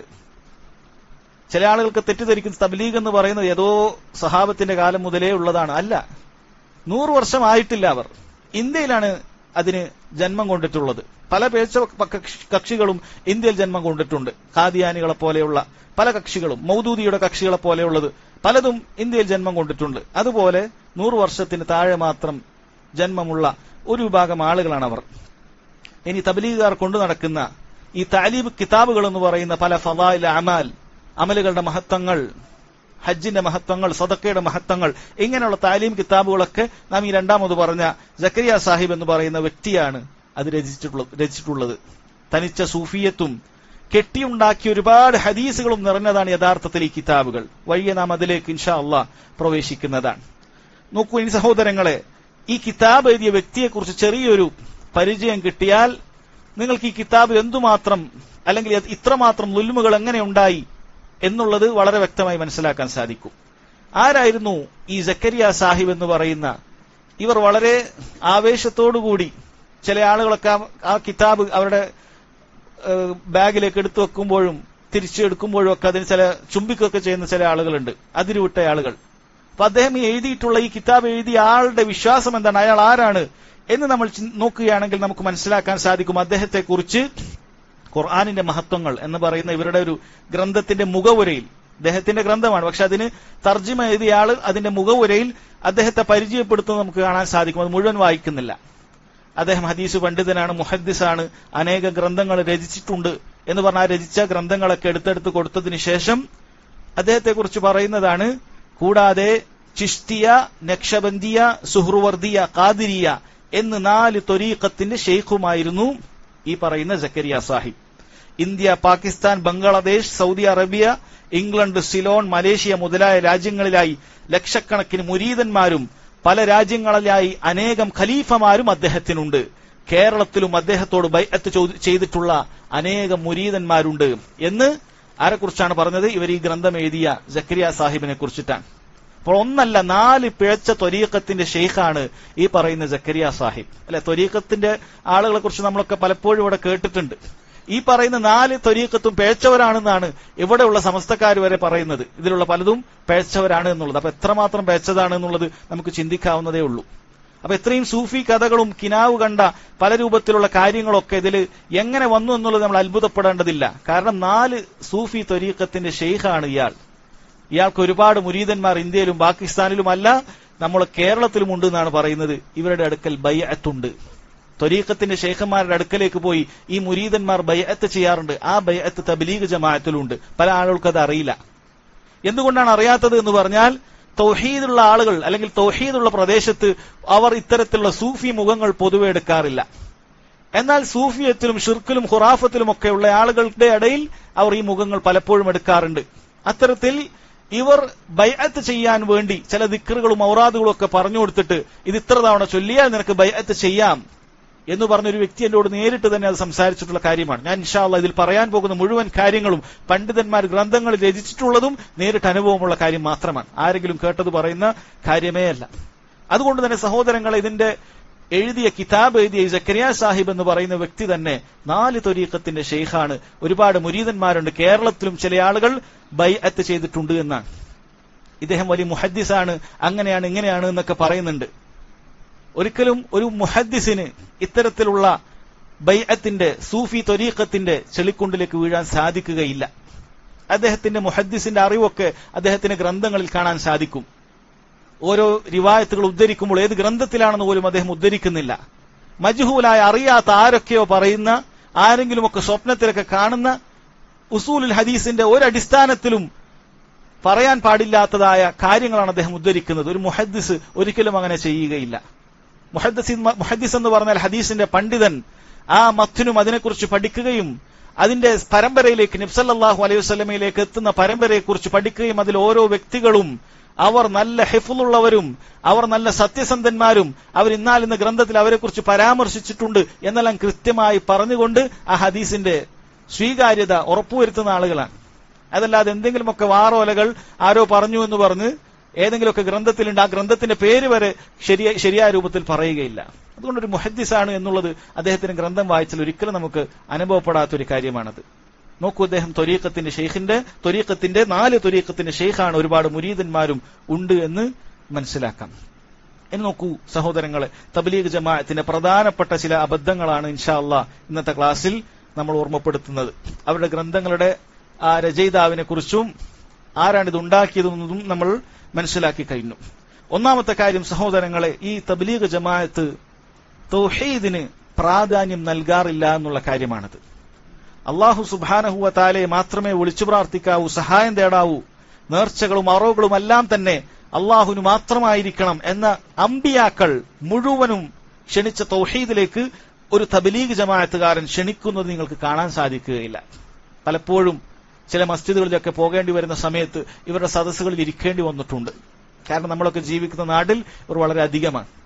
ഇവരുടെ ഒരു സദസ്സിൽ പോലും, അല്ലെങ്കിൽ അതിൽ അനുഭവമുള്ള ആളുകൾക്കറിയാം, ഇത്തരത്തിലുള്ള അമ്പിയാക്കൾ ക്ഷണിച്ചിട്ടുള്ള അത്തൗഹീദുൽ ഉലൂഹിയ, അല്ലാഹു സുബ്ഹാനഹു വ തആല മാത്രമാണ് ഇലാഹ്, ഇബാദത്തുകൾ മുഴുവനും അല്ലാഹുവിന് മാത്രമേ അർപ്പിക്കാവൂ എന്ന കാര്യം ക്ഷണിക്കുന്നത് നമുക്ക് കാണാൻ സാധിക്കുകയില്ല. നമ്മൾ നേരത്തെ പറഞ്ഞല്ലോ, ഹക്കിന്റെ ആളുകളുടെ ലക്ഷണത്തിൽപ്പെട്ടതാണ് അവർ തൗഹീദിലേക്ക് ക്ഷണിക്കുന്നവരാണ്, അമ്പിയാക്കളുടെ മാതൃക പിൻപറ്റുന്നവരാണ്. വലഖദ് ബഅസ്നാ ഫീ കുല്ലി ഉമ്മത്തി റസൂല അൻ ഇഅ്ബുദുല്ലാഹ് വജ്തനിബുത് താഗൂത്ത്. എല്ലാ അമ്പിയാക്കളും അവരുടെ ഉമ്മത്തിൽ പോയി പറഞ്ഞ കാര്യം നിങ്ങൾ അല്ലാഹുവിനെ മാത്രം ഇബാദത്ത് ചെയ്യണം, അവന് പുറമെ ആരാധിക്കപ്പെടുന്ന എന്താകട്ടെ, പുണ്യപുരുഷന്മാരാകട്ടെ, അമ്പിയാക്കളാകട്ടെ, കല്ലാകട്ടെ, മരമാകട്ടെ, എന്താകട്ടെ, വൃക്ഷങ്ങളാകട്ടെ, എല്ലാം താഗൂത്തുകളാണ്, അതിനെ നിങ്ങൾ ഉപേക്ഷിക്കണം എന്നാണ് സകല അമ്പിയാക്കളും പറഞ്ഞിട്ടുള്ളത്.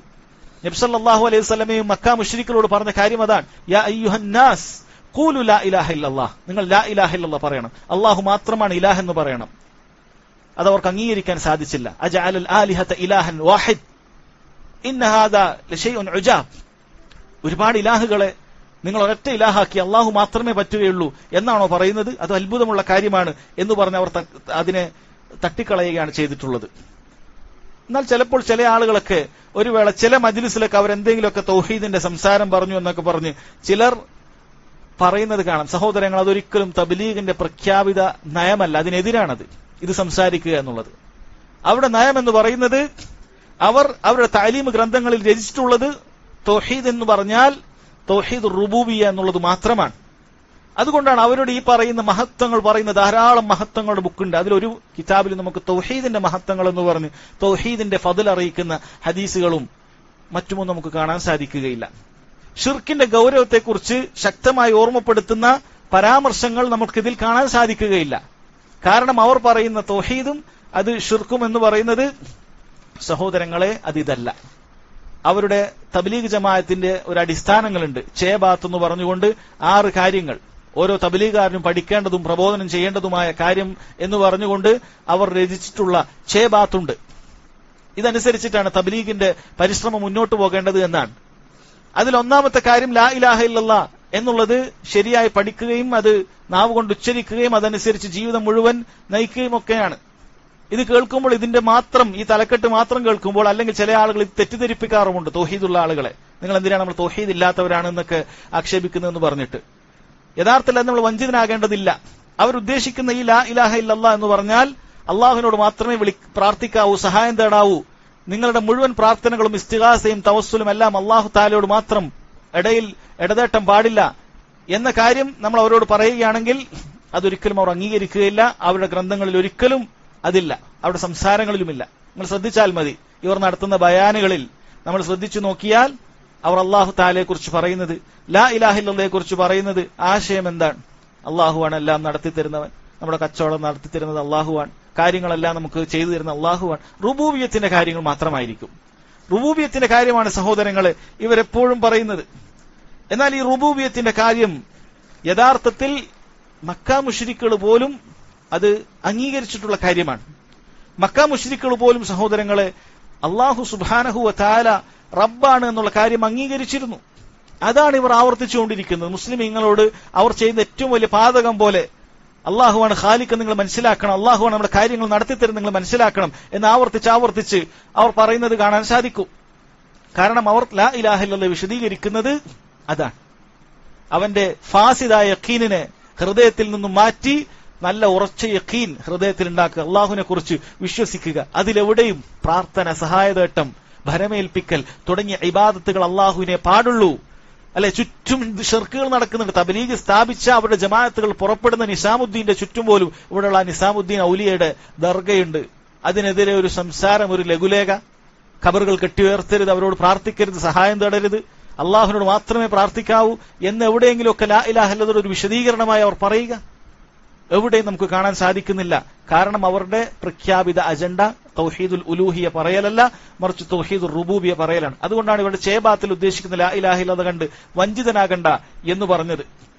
അപ്പോൾ ലാ ഇലാഹ ഇല്ലല്ലാഹ് എന്നുള്ളത് ഇവർ തൗഹീദുൽ റുബൂബിയയിൽ ഒതുക്കുന്നതാണ്. ഇതാകട്ടെ മക്ക മുശ്രിക്കുകൾ അംഗീകരിച്ച കാര്യമാണ്. അല്ലാഹു സുബ്ഹാനഹു വ തആല മക്ക മുശ്രിക്കുകളുടെ വിശ്വാസം നമുക്ക് പഠിപ്പിച്ചു തന്നല്ലോ. വല ഇൻ സഅൽതഹും മൻ ഖലഖസ് സമാവാതി വൽ അർദ് ലയഖൂലുന്ന അല്ലാഹ്. നബി അവരോട് നീ ആകാശഭൂമികൾ പടച്ചതാരെന്ന് ചോദിക്കൂ, അവർ പറയും തീർച്ചയായും അല്ലാഹു സുബ്ഹാനഹു വ തആലയാണ്. അവർക്ക് സംശയമില്ല എന്നാണ്. തീർച്ചയുടെ പദമാണ് അല്ലാഹു തആല അവരുടെ വിശ്വാസമായി ഉപയോഗിച്ചത്. അവർക്കതിൽ ഒരു ചെറിയൊരു സംശയം, ആകാശത്തിന്റെ ഏതെങ്കിലും ഒരു ഭാഗം ലാത്ത ഉണ്ടാക്കിയെന്ന് അവർ എവിടെയും വിശ്വസിച്ചിട്ടില്ല. ഭൂമിയെ നിയന്ത്രിക്കുന്ന ഒരു ദിവസമെങ്കിലും മനാത്തയോ ഇസ്സയോ അതിനൊരു വർഷത്തിൽ ഒരു ദിവസമെങ്കിലും ഇവരാരെങ്കിലും നിയന്ത്രിക്കും എന്ന് അവർ വിശ്വസിച്ചിട്ടില്ല. എന്തിനേറെ അവർ കടലിൽ യാത്ര ചെയ്തിട്ട് കപ്പൽ വലിയ തിരമാലയിൽപ്പെട്ട്, കൂരിരുളാകുന്ന തിരമാലയിൽപ്പെട്ട് കപ്പൽ മറിഞ്ഞു പോകുന്ന സമയത്ത് അവർ കൃത്യമായി അല്ലാഹു തആല തന്നെ വിളിച്ചിരുന്നു. എന്തുകൊണ്ടാണ്? കാരണം അവർക്കറിയാം അല്ലാഹുവാണ് ഇതിനെല്ലാം നിയന്ത്രിക്കുന്നവൻ, ഇതിനെ നിയന്ത്രിക്കുന്നവൻ അല്ലാഹുവാണ്. കടലിനെ പടച്ചവൻ അല്ലാഹുവാണ്, കാറ്റിനെ അയക്കുന്നവൻ അല്ലാഹുവാണ്, തിരമാലകളെ അയക്കുന്നവൻ അല്ലാഹുവാണ്, കപ്പലിനെ രക്ഷിക്കേണ്ടതും അല്ലാഹുവാണ്. വഇദാ ഗശിയഹും മൗജുൻ കൽളുലലി, കൂരിരുട്ട് പോലെയുള്ള തിരമാലകൾ അവരെ മൂടിക്കഴിയുന്ന സമയത്ത് ദഅഉല്ലാഹ മുഖ്ലിസീന ലഹുദ്ദീൻ, അവർ ഇഖ്ലാസോടുകൂടി അല്ലാഹു സുബ്ഹാനഹു വ തആലയോട് മാത്രം പ്രാർത്ഥിക്കും. ഇഖ്ലാസോടുകൂടി, അത് ശിർക്കിന്റെ രാഞ്ജന പ്രാർത്ഥനകളില്ല എന്നാണ്. എന്നാൽ അവർ കരയിലേക്ക് എത്തിക്കഴിഞ്ഞാൽ ഫലമ്മാ നജ്ജാഹും ഇലൽ ബർരി, അവർ അല്ലാഹു അല്ലാത്ത ആളുകളോട് വിളിച്ചു പ്രാർത്ഥിക്കുന്നത് കാണാൻ സാധിക്കും. അപ്പൊ ഈ കാര്യം മക്ക മുശ്രിക്കുകൾക്കറിയാം. ഇതാണ് ഇവരിവിടെ പഠിപ്പിച്ചുകൊണ്ടിരിക്കുന്നത്. ഇത് പറഞ്ഞു കഴിഞ്ഞാൽ സഹോദരങ്ങൾ, എങ്ങനെയാണ് ഇവിടെയുള്ള ദർഗകളിലും ജാറങ്ങളിലും ഒക്കെ പോകുന്ന ആളുകൾ എങ്ങനെയാണ് അതിൽ നിന്ന് രക്ഷപ്പെടുക? അതുകൊണ്ട് തന്നെ ഇവരുടെ ബയാനുകളിൽ നമുക്ക് വ്യക്തമായി കേൾക്കാൻ സാധിക്കുന്നത് ഇതാണ്. അത് കെട്ടിയുയർത്തിയ ജാറങ്ങളുള്ള മസ്ജിദുകളിൽ പോയി ഇവർക്ക് സംസാരിക്കാനുള്ള അവസരം കിട്ടിയാലും ഈ റുബൂബിയത്ത് തന്നെ പറഞ്ഞുകൊണ്ടിരിക്കും. കാരണം അതാണ് എളുപ്പം. അവിടെ അവർക്ക് കഴിച്ചുകൂടാനും അവിടെ ചോറ് വെക്കാനും അവിടെ അങ്ങനെ ഭക്ഷണമൊക്കെ കഴിച്ചു കൂടി ദിക്റൊക്കെ ചൊല്ലിയിരിക്കാൻ, ആ ഒരു സൂഫി ത്വരീഖത്തിന്റെ രീതിയിലിരിക്കാൻ അതാണ് അവർക്ക് എളുപ്പം. ആ ദർഗന്റെ അടുത്ത് നിന്നിട്ട് അവിടെ വിളിച്ച് പ്രാർത്ഥിക്കുന്ന ഒരു സഹോദരനെ വിളിച്ച് ഉപദേശിക്കാൻ അവർക്ക് സാധിക്കുകയില്ല. അല്ല, ഇവരുടെ കൂടെ നടക്കുന്ന ഒരുപാട് ആളുകളുടെ കയ്യിൽ, പ്രത്യേകിച്ചും ഉത്തരേന്ത്യയിൽ നിന്നൊക്കെ വരുന്ന ആളുകളുടെ കയ്യിൽ നമുക്ക് ഉറുക്കുകളും ഏലസുകളും വരെ കാണാൻ സാധിക്കും. അതൊന്നും അവർക്ക് പറയാൻ സാധിക്കുകയില്ല. കാരണം അത് അവരുടെ അജണ്ടയല്ല എന്നതുകൊണ്ടാണ്. അതുകൊണ്ട് തന്നെ സഹോദരങ്ങൾ ചിന്തിക്കുക, ഇതല്ല ദീനിന്റെ പരിശ്രമം. അമ്പിയാക്കളുടെ പരിശ്രമം എന്ന് പറയുന്നത് ഇതല്ല, മറിച്ചത് സൂഫി ഷെയ്ഖായ സക്കരിയ സാഹിബ് മെനഞ്ഞെടുത്ത തബ്ലീഗ് ജമാഅത്തിന്റെ ബിദ്അത്തായ പരിശ്രമമാണ്. ഈ ഒരു പരിശ്രമത്തിൽ നമ്മൾ പരിശ്രമിക്കുന്നത് കൊണ്ട്, വേർപ്പൊഴുക്കുന്നത് കൊണ്ട് പ്രത്യേകിച്ച് കാര്യമുണ്ടാകുകയില്ല എന്ന് മാത്രമല്ല, നാളെ അല്ലാഹു സുബ്ഹാനഹു വ തആലയുടെ മുന്നിൽ നമ്മൾ കുറ്റക്കാരാകും. ലാ ഇലാഹ ഇല്ലല്ലാഹയെ കുറിച്ച് പോലും അറിയാത്ത ആളുകൾ. അതുകൊണ്ട് സഹോദരങ്ങളെ, വളരെ ഗൗരവത്തിൽ ഇത് മനസ്സിലാക്കണം. തൗഹീദിന് പ്രാധാന്യം കൊടുക്കാത്തൊരു കക്ഷിയാണ്, ഒരിക്കലും സത്യത്തിന്റെ കക്ഷിയുടെ അടയാളത്തിൽപ്പെട്ടതല്ല അത്. ഇനി തൗഹീദിന്റെ തന്നെ ഒരു ഇനമാണല്ലോ അല്ലാഹു സുബ്ഹാനഹു വ തആലയുടെ ഉന്നതമായ നാമങ്ങളും വിശേഷ ഗുണങ്ങളും അല്ലാഹു തആല വിശ്വസിക്കാൻ പറഞ്ഞതുപോലെ വിശ്വസിക്കുക എന്നുള്ളത്. തൗഹീദുൽ അസ്മാഇ വസ്സിഫാത്ത് എന്നറിയപ്പെടുന്ന കാര്യം. ഇതിൽ ഇവർക്ക് അഹ്ലുസുന്നത്തി വൽ ജമാഅത്തിന്റെ വിശ്വാസമല്ല. ദയൂബന്ദി ഉലമാക്കൾക്ക് ഇവർ മാതുരീദി വിശ്വാസക്കാരാണ്. അതുപോലെ അശ്അരികളൊന്നും ഇവർ അറിയപ്പെടുന്നു എന്ന് ദയൂബന്ദി ഉലമാക്കളുടെ പാന്താബ് എന്ന ഗ്രന്ഥത്തിൽ തന്നെ ഇവർ രേഖപ്പെടുത്തിയിട്ടുണ്ട്. എന്താണ് അശ്അരി മാതുരീദി വിശ്വാസക്കാരുടെ തൗഹീദുൽ അസ്മാഇ വസ്സിഫാത്തിലെ വിശ്വാസം? അള്ളാഹുവിന്റെ നാമങ്ങളും വിശേഷണങ്ങളും എല്ലാം അവർ അതുപോലെ അംഗീകരിക്കുകയില്ല. അതിനെ അവർ വ്യാഖ്യാനിക്കുന്നതാണ്, യഥാർത്ഥ രൂപത്തിൽ നിന്നും വ്യാഖ്യാനിക്കുന്നതാണ്. എന്നാൽ അഹ്ലുസുന്ന വൽ ജമാഅ അല്ലാഹു സുബ്ഹാനഹു വ തആല അല്ലാഹുവിനെ കുറിച്ച് അറിയിച്ചു തന്നത്, നബി സല്ലല്ലാഹു അലൈഹി വസല്ലം അല്ലാഹു തആലയെ കുറിച്ച് അറിയിച്ചു തന്നത്, അത് അതുപോലെ വിശ്വസിക്കുന്നതാണ്. അതിൽ കൂട്ടാനും കുറക്കാനും നിൽക്കുകയില്ല, വ്യാഖ്യാനിക്കുകയില്ല, തള്ളിക്കളയുകയില്ല. അല്ലാഹു തആല വളരെ എളുപ്പത്തിൽ പറഞ്ഞു തന്നതുപോലെ ലൈസ കമിസ്ലിഹി ഷൈഉൻ വഹുവ സമീഉൽ ബസീർ, അല്ലാഹു സുബ്ഹാനഹു വ തആലയെ പോലെ ആരുമില്ല. അതുകൊണ്ട് അല്ലാഹു ബസീറാണ്, എല്ലാം കാണുന്നവനാണെന്ന് പറഞ്ഞാൽ അത് മറ്റെന്തെങ്കിലുമൊക്കെ ആളുകളുടെ കാഴ്ചയെക്കുറിച്ചോ അവരുടെ കണ്ണിനെക്കുറിച്ചോ ചിന്തിക്കേണ്ടതില്ല, എന്നിട്ട് അത് തള്ളിക്കളയേണ്ടതുമില്ല. മറിച്ച് അല്ലാഹു തആലയെ പോലെ ആരുമില്ല. എന്നാൽ വഹുവ സമീഉൽ ബസീർ, അവൻ എല്ലാം കേൾക്കുന്നവനും എല്ലാം കാണുന്നവനുമാണ്. അല്ലാഹു സമീഅാണ്, അൽ ബസീറാണ്. അതിനെ അഹ്ലുസുന്ന അതുപോലെ സ്ഥിരപ്പെടുത്തും. എളുപ്പമുള്ള കാര്യമാണ്. അതല്ലാതെ പ്രയാസമുള്ള, ആലോചിച്ച് മനസ്സിലാക്കാൻ പറ്റാത്ത ഒരുപാട് ഫിലോസഫിയും കലാമുമൊക്കെ പഠിച്ച ആളുകൾക്ക് മാത്രമേ അല്ലാഹു തആലയെ കുറിച്ച് മനസ്സിലാക്കാൻ സാധിക്കുകയുള്ളൂ എന്നാണ് നമ്മൾ ചിന്തിക്കുന്നത്. ഒരിക്കലുമല്ല. അള്ളാഹു താല ഈ ദീൻ എളുപ്പമാക്കിയിട്ടാണുള്ളത്. ഏതൊരു അറാബിക്കും കാട്ടറബിക്കും ഗ്രാമീണനും അല്ലാത്തവനും ഒക്കെ മനസ്സിലാക്കാൻ പറ്റുന്ന രൂപത്തിലാണ് അള്ളാഹു സുബ്ഹാനഹു വ തആല അവനെക്കുറിച്ച് പരിചയപ്പെടുത്തിയത്, അവന് കിതാബിൽ പരിചയപ്പെടുത്തിയത്. അതിൽ പ്രയാസം ഉണ്ടാക്കിയത് ഇവരാണ്. അവർ ഒരുപാട് വ്യാഖ്യാനങ്ങളും അതിൽ ഉണ്ടാക്കുകയും ചെയ്തു. തബ്ലീഗ് ജമാഅത്തിന് ഈ വിഷയത്തിലും അതേയുള്ളൂ നിലപാട്. യഥാർത്ഥത്തിലുള്ള അഹ്ലുസുന്നത്തി വൽ ജമാഅത്തിന്റെ വിശ്വാസം ഈ തൗഹീദിന്റെ കാര്യത്തിലില്ല. പിന്നീട് ആകെയുള്ള തൗഹീദ് റുബൂബിയത്തിന്റെ കാര്യത്തിലാണ് ശരിയായിട്ടുണ്ട് എന്ന് നമുക്ക് പറയാൻ സാധിക്കുന്നത്. ഇതാകട്ടെ അബൂലഹബും അബൂജഹലും പോലും ശരിയായിട്ടുണ്ട് എന്ന് നമുക്ക് മൊത്തത്തിൽ പറയാൻ പറ്റുന്ന കാര്യമാണത്. അതുകൊണ്ട് ഒന്നാമത്തെ കാര്യം സഹോദരങ്ങളെ, ഇവർ തൗഹീദിന്റെ വിഷയം അത് ഗൗരവത്തിലെടുക്കാത്തവരാണ് എന്നാണ്. രണ്ടാമത്തെ കാര്യം, തബ്ലീഗ് ജമാഅത്ത് ഒരു ജഹലിന്റെ ജമാഅത്താണ്. ഇൽമിനും ഉലമാക്കൾക്കും ഇവർ പ്രാധാന്യം കൊടുക്കാറില്ല. ഇവരുടെ കൂടെ നടക്കുന്ന ആളുകൾക്ക് ശരിയായ ശരീഅത്തിന്റെ ഇൽമ് ഇവർ പഠിപ്പിച്ചു കൊടുക്കുകയില്ല. തൗഹീദ് അവർ എങ്ങനെയാണ് തെറ്റായി പഠിപ്പിക്കുന്നത് എന്ന് നമ്മൾ പറഞ്ഞു കഴിഞ്ഞു. നിസ്കാരമാകട്ടെ മറ്റു സൽക്കർമ്മങ്ങളാകട്ടെ അതിന്റെ മഹത്വങ്ങളെക്കുറിച്ചും ഉള്ളതും ഇല്ലാത്തതുമായ ഹദീസുകളും കഥകളും പറഞ്ഞിട്ട് ആളുകൾക്ക് അമലിന് പ്രേരണ നൽകുക എന്നല്ലാതെ നബി സല്ലല്ലാഹു അലൈഹി വസല്ലം നിർവഹിച്ചതുപോലെ ഒരു നിസ്കാരം, അവിടുന്ന് നിർവഹിച്ചതുപോലെയുള്ള ഒരു ഹജ്ജ് ഇല്ല, അത് കാണില്ല. നിസ്കാരത്തിന്റെ മഹത്വം എന്ന് പറയുന്ന കിതാബ് മുഴുവൻ ആദ്യം മുതൽ അവസാനം വായിച്ചാലും നബി സല്ലല്ലാഹു അലൈഹി വസല്ലം എങ്ങനെ നിസ്കരിച്ചു എന്ന് നമുക്കതിൽ പഠിക്കാൻ സാധിക്കില്ല. അത് വേറെ കിതാബ് പഠിക്കണം. ഹജ്ജിന്റെ മഹത്വങ്ങൾ വായിച്ചാൽ എങ്ങനെയാണ് കൃത്യമായി ഹജ്ജ് ചെയ്യേണ്ടത്, അതിന്റെ മസായിലുകൾ നമുക്കതിന് കാണാൻ സാധിക്കുകയില്ല. ഇതും യാദൃശ്ചികമായി ഉണ്ടായതല്ല, മറിച്ച് ഇവരുടെ ഒരു പ്രഖ്യാപിത അജണ്ടയാണ്. മസായിലുകൾ സംസാരിക്കാൻ പാടില്ല, മറിച്ച് ഫളായിലുകളെ സംസാരിക്കാൻ പാടുള്ളൂ. അമൽ എങ്ങനെ ചെയ്യണമെന്നുള്ള കാര്യത്തിൽ നിങ്ങൾ സംസാരിക്കരുത്, അത് ഷർറാണ്. നിങ്ങൾ അമലിന്റെ മഹത്വങ്ങളെ കുറിച്ച് പറഞ്ഞോളൂ. അതുകൊണ്ട് ഒരു തബ്ലീഗ് ജമാഅത്ത് വന്നാൽ അതിൽ 20 ആളുണ്ടെങ്കിൽ ചിലപ്പോൾ 20 കോലത്തിലായിരിക്കും നിസ്കാരവും ഒക്കെ. കൃത്യമായി എങ്ങനെയാണ് നിസ്കരിക്കേണ്ടത് എന്ന് അവർ പഠിപ്പിക്കുകയില്ല. അതൊക്കെ ഷർറായിട്ടാണ് കാണുന്നത്. നബി സല്ലല്ലാഹു അലൈഹി വസല്ലമയുടെ ഹദീസുകൾ പഠിക്കുകയും അതിന് കൃത്യമായി കാര്യങ്ങൾ പഠിപ്പിച്ചു കൊടുക്കുകയും ചെയ്യുന്നത് അവർ അത് ഷർറായിട്ടാണ് കാണുന്നത്. അതൊന്നും പാടില്ല. അന്ധമായി ഏതെങ്കിലുമൊക്കെ മദ്ഹബിൽ തഖ്ലീദ് ചെയ്തുകൊള്ളുക. ഹദീസ് സ്ഥിരപ്പെട്ടത് കണ്ടാലും അതൊക്കെ മദ്ഹബിനനുസരിച്ച് വ്യാഖ്യാനിച്ച് ആ ഹദീസുകളെ മാറ്റി നിർത്താം എന്നല്ലാതെ നമ്മൾ ഒരിക്കലും അതിലേക്കൊന്നും തിരിഞ്ഞു നോക്കേണ്ട ആവശ്യമില്ല. നോക്കൂ, നിങ്ങൾക്ക് മനസ്സിലാക്കാൻ സാധിക്കും അവർ ചെയ്യുന്ന ഏതെങ്കിലുമൊക്കെ ഒരു അമൽ അത് ഇന്ന് ഹദീസ് അത് ദഈഫാണ്, ദുർബലമാണ്, എല്ലാവരും ഇജ്മാ ഉള്ള കാര്യമാണ്, സഹീഹായ ഹദീസ് വളരെ വ്യക്തമായി ഇപ്പുറത്തുണ്ട് എന്ന് പഠിപ്പിച്ചു കൊടുത്താൽ അതിലേക്കൊന്നും തിരിഞ്ഞു നോക്കാൻ അവർ തയ്യാറല്ല എന്നാണ്. നോക്കൂ, ഇനി നബി സല്ലല്ലാഹു അലൈഹി വസല്ലം കേവലം ഫളായിലുകൾ മാത്രമാണോ സഹാബത്തിനെ പഠിപ്പിച്ചത്? ഒരിക്കലുമല്ല. എത്ര ഹദീസുകൾ മസായിലുകൾ വളരെ കൃത്യമായി നബി സല്ലല്ലാഹു അലൈഹി വസല്ലം പഠിപ്പിച്ചിട്ടുണ്ട്. അവിടുന്ന് നിസ്കരിച്ചതിന് ശേഷം പറഞ്ഞില്ലേ, സല്ലു കമാ റഅയ്തുമൂനി ഉസല്ലി, ഞാൻ എപ്രകാരമാണോ നിസ്കരിച്ചത് അതുപോലെ നിങ്ങൾ നിസ്കരിക്കണം. നിസ്കാരത്തിന് കുറെ മഹത്വം പറഞ്ഞിട്ട് ഓരോരുത്തരും തോന്നിയതുപോലെ നിസ്കരിച്ചോളൂ എന്നല്ല. ഹജ്ജ് കൃത്യമായി ചെയ്ത് കാണിച്ചു കൊടുത്തിട്ട് അവർന്ന് പറഞ്ഞു, ഖുദു അന്നി മനാസികക്കും, നിങ്ങൾ എന്നിൽ നിന്നാണ് ഹജ്ജിന്റെ മനാസിക്കുകൾ സ്വീകരിക്കേണ്ടത്, ഹജ്ജിന്റെ കർമ്മങ്ങൾ സ്വീകരിക്കേണ്ടത് എന്ന് നബി സല്ലല്ലാഹു അലൈഹി വസല്ലം പറഞ്ഞിട്ടുണ്ട്. നോക്കൂ, ഒരിക്കൽ അവിടുന്ന് മസ്ജിദിൽ ഇരിക്കുന്ന സമയത്ത് ഒരു വ്യക്തി വന്നിട്ട് നിസ്കരിക്കുകയാണ്.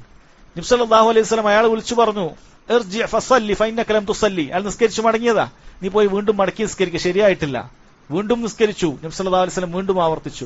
വീണ്ടും നിസ്കരിച്ചു, നബി സല്ലല്ലാഹു അലൈഹി വസല്ലം വീണ്ടും ആവർത്തിച്ചു. അയാൾ പറഞ്ഞു, എനിക്ക് ഇതിനേക്കാൾ നന്നാക്കി നിസ്കരിക്കാൻ അറിയില്ല. പിന്നീട് നബി സല്ലല്ലാഹു അലൈഹി വസല്ലം നിസ്കാരത്തിന്റെ മസായിലുകൾ, അതിന്റെ അർക്കാനുകൾ, അതിന്റെ വാജിബുകളൊക്കെ കൃത്യമായി പഠിപ്പിച്ച ഹദീസ് കാണാൻ സാധിക്കും. നിസ്കാരം മോശമാക്കിയവന്റെ ഹദീസ് എന്നാണ് ആ ഹദീസിന് പണ്ഡിതന്മാർ പേര് തന്നെ വെച്ചിട്ടുള്ളത്. നോക്കൂ, മസായിലുകൾ പഠിപ്പിക്കാതിരുന്നിട്ടില്ല. അപ്പോൾ നമ്മൾ കൃത്യമായി മനസ്സിലാക്കുക, കേവലം ഫളായിലുകൾ മാത്രം പഠിക്കുക, ഇൽമിയായ ഇത്തരം ചർച്ചകളിലേക്ക് ആളുകളെ കൊണ്ടുപോകാതിരിക്കുക എന്നുള്ളത് അതൊരു യഥാർത്ഥ കക്ഷിയുടെ ലക്ഷണമല്ല. പിഴച്ച തബ്ലീഗ് ജമാഅത്തിന്റെ ഈ ഒരു കാര്യമായിട്ട് നമുക്ക് കാണാം. അതുകൊണ്ട് അവർക്ക് ഇത്തരത്തിലുള്ള ഇൽമുകൾ കാണുകയില്ല. 20 or 30 വർഷമൊക്കെ ജമാഅത്തിന് പോയ ഒരാൾക്കും ലാ ഇലാഹ ഇല്ലല്ലയുടെ അർത്ഥം എന്താണ്, ലാ ഇലാഹ ഇല്ലല്ല ചൊല്ലിയ ആൾ എന്താണ്, അതിന്റെ റുക്നുകൾ, 2 റുക്നുകൾ എന്താണ്, അതിന്റെ താല്പര്യം എന്താണ്, ലാ ഇലാഹ ഇല്ലല്ലക്ക് എതിരാകുന്ന കുറച്ച് ഉദാഹരണങ്ങൾ ചുറ്റും നടക്കുന്നത് പറയൂ എന്നൊക്കെ പറഞ്ഞാൽ അവർക്ക് ശരിക്കത് പറയാൻ സാധിക്കുകയില്ല എന്നുള്ളതാണ്. നിസ്കാരത്തിന്റെ കാര്യങ്ങൾ അറിയിക്കുന്ന ഹദീസുകളോ സക്കാത്തിന്റെ മസായിലുകളോ ഇതൊന്നുമല്ല അവർക്ക് ചർച്ച. സൂഫിയാക്കളെ പോലെയുള്ള പല കഥകളും മറ്റുമൊക്കെ പറഞ്ഞിട്ട് ഇതിങ്ങനെ മഹത്വങ്ങൾ മാത്രം പറയുക, മസായിലുകൾ ചർച്ച ചെയ്യാൻ പാടില്ല എന്നാണ്. സഹോദരങ്ങളെ, ഒപ്പം നമ്മൾ മനസ്സിലാക്കുക, ഉസൂലിയായ കാര്യങ്ങൾ പിഴക്കാത്തവരെ സലഫികൾ ഒരിക്കലും അഹ്ലുസുന്നത്തിൽ നിന്ന് പുറത്താക്കിയിട്ടില്ല. മസായിലുകൾക്ക് അതിന്റെ പ്രാധാന്യം കൊടുക്കുന്നതോടൊപ്പം തന്നെ അതിൽ വരുന്ന പിഴവുകൾക്ക് അർഹിക്കുന്ന സമീപനങ്ങളെ സലഫികൾ സ്വീകരിച്ചിട്ടുള്ളൂ. അല്ലെ, പൊക്കിളിന്റെ താഴെ ഒരാൾ കൈകെട്ടി നിസ്കരിച്ചു എന്ന് കണ്ടാൽ നമ്മൾ നിന്റെ നിസ്കാരം തെറ്റിപ്പോയി, നിസ്കാരം ബാത്തിലായി എന്നാരോടും പറഞ്ഞിട്ടില്ല. കാരണം അതിനോടുള്ള നിലപാട് അങ്ങനെയാണ്. എന്നാൽ നബി സല്ലല്ലാഹു അലൈഹി വസല്ലം കാണിച്ചു തരാത്ത രൂപത്തിലുള്ള നിസ്കാരം ആരെങ്കിലും ഒക്കെ കാണിച്ചാൽ നമ്മളത് പറയും അത് ബിദ്അത്താണ്. നബി സല്ലല്ലാഹു അലൈഹി വസല്ലം കാണിച്ചു തരാത്ത രൂപത്തിൽ നിസ്കാരത്തിന് ശേഷം കൂട്ടുപ്രാർത്ഥന നടത്തുമ്പോൾ അത് ബിദ്അത്താണ് നമ്മൾ സൂചിപ്പിക്കാറുണ്ട്. അതല്ലാതെ മസായിലുകളെ വേണ്ടാത്ത രൂപത്തിലേക്ക് വ്യാഖ്യാനിച്ച് അഹ്ലുസുന്നത്തിന്റെ അകത്തുള്ള ആളുകളെ പുറത്താക്കുക എന്നുള്ളത് സലഫികൾ ചെയ്യാറില്ല എന്നതുകൂടി നമ്മൾ മനസ്സിലാക്കണം. അതാണ് അവർ നമ്മളെ ആക്ഷേപിക്കുന്നത്. ഒരിക്കലും സലഫി ഉലമാക്കൾ ആ ഒരു രീതി സ്വീകരിച്ചിട്ടില്ല.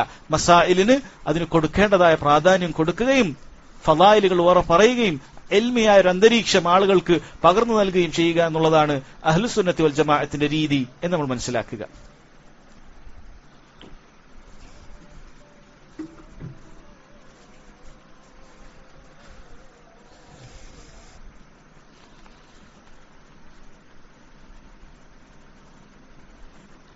മൂന്നാമത്തെ കാര്യം സഹോദരങ്ങളെ, തബ്ലീഗ് ജമാഅത്തിന്റെ പ്രഖ്യാപിത അജണ്ടയിൽപ്പെട്ടതാണ് അവർ തിന്മകളെ എതിർക്കുകയില്ല എന്നുള്ളത്. ഏറ്റവും വലിയ തിന്മയായ ശിർക്കും പിന്നീട് അപകടം നിറഞ്ഞ ബിദ്അത്തുകളും ഇവർ നേർക്ക് നേരെ എതിർക്കാറില്ല. പല ബിദ്അത്തുകളും ദഅവത്തിന്റെ മസ്ലഹത്ത് എന്ന പേരിലും അല്ലാതെയും ഇവർ അതിനുവേണ്ടി കൂടിക്കൊടുക്കുകയും ചെയ്യും. വെറുതെ പറയുന്ന കാര്യമല്ല ഇത്. ഇവരുടെ കേരളത്തിലെ മുൻ അമീറായിരുന്ന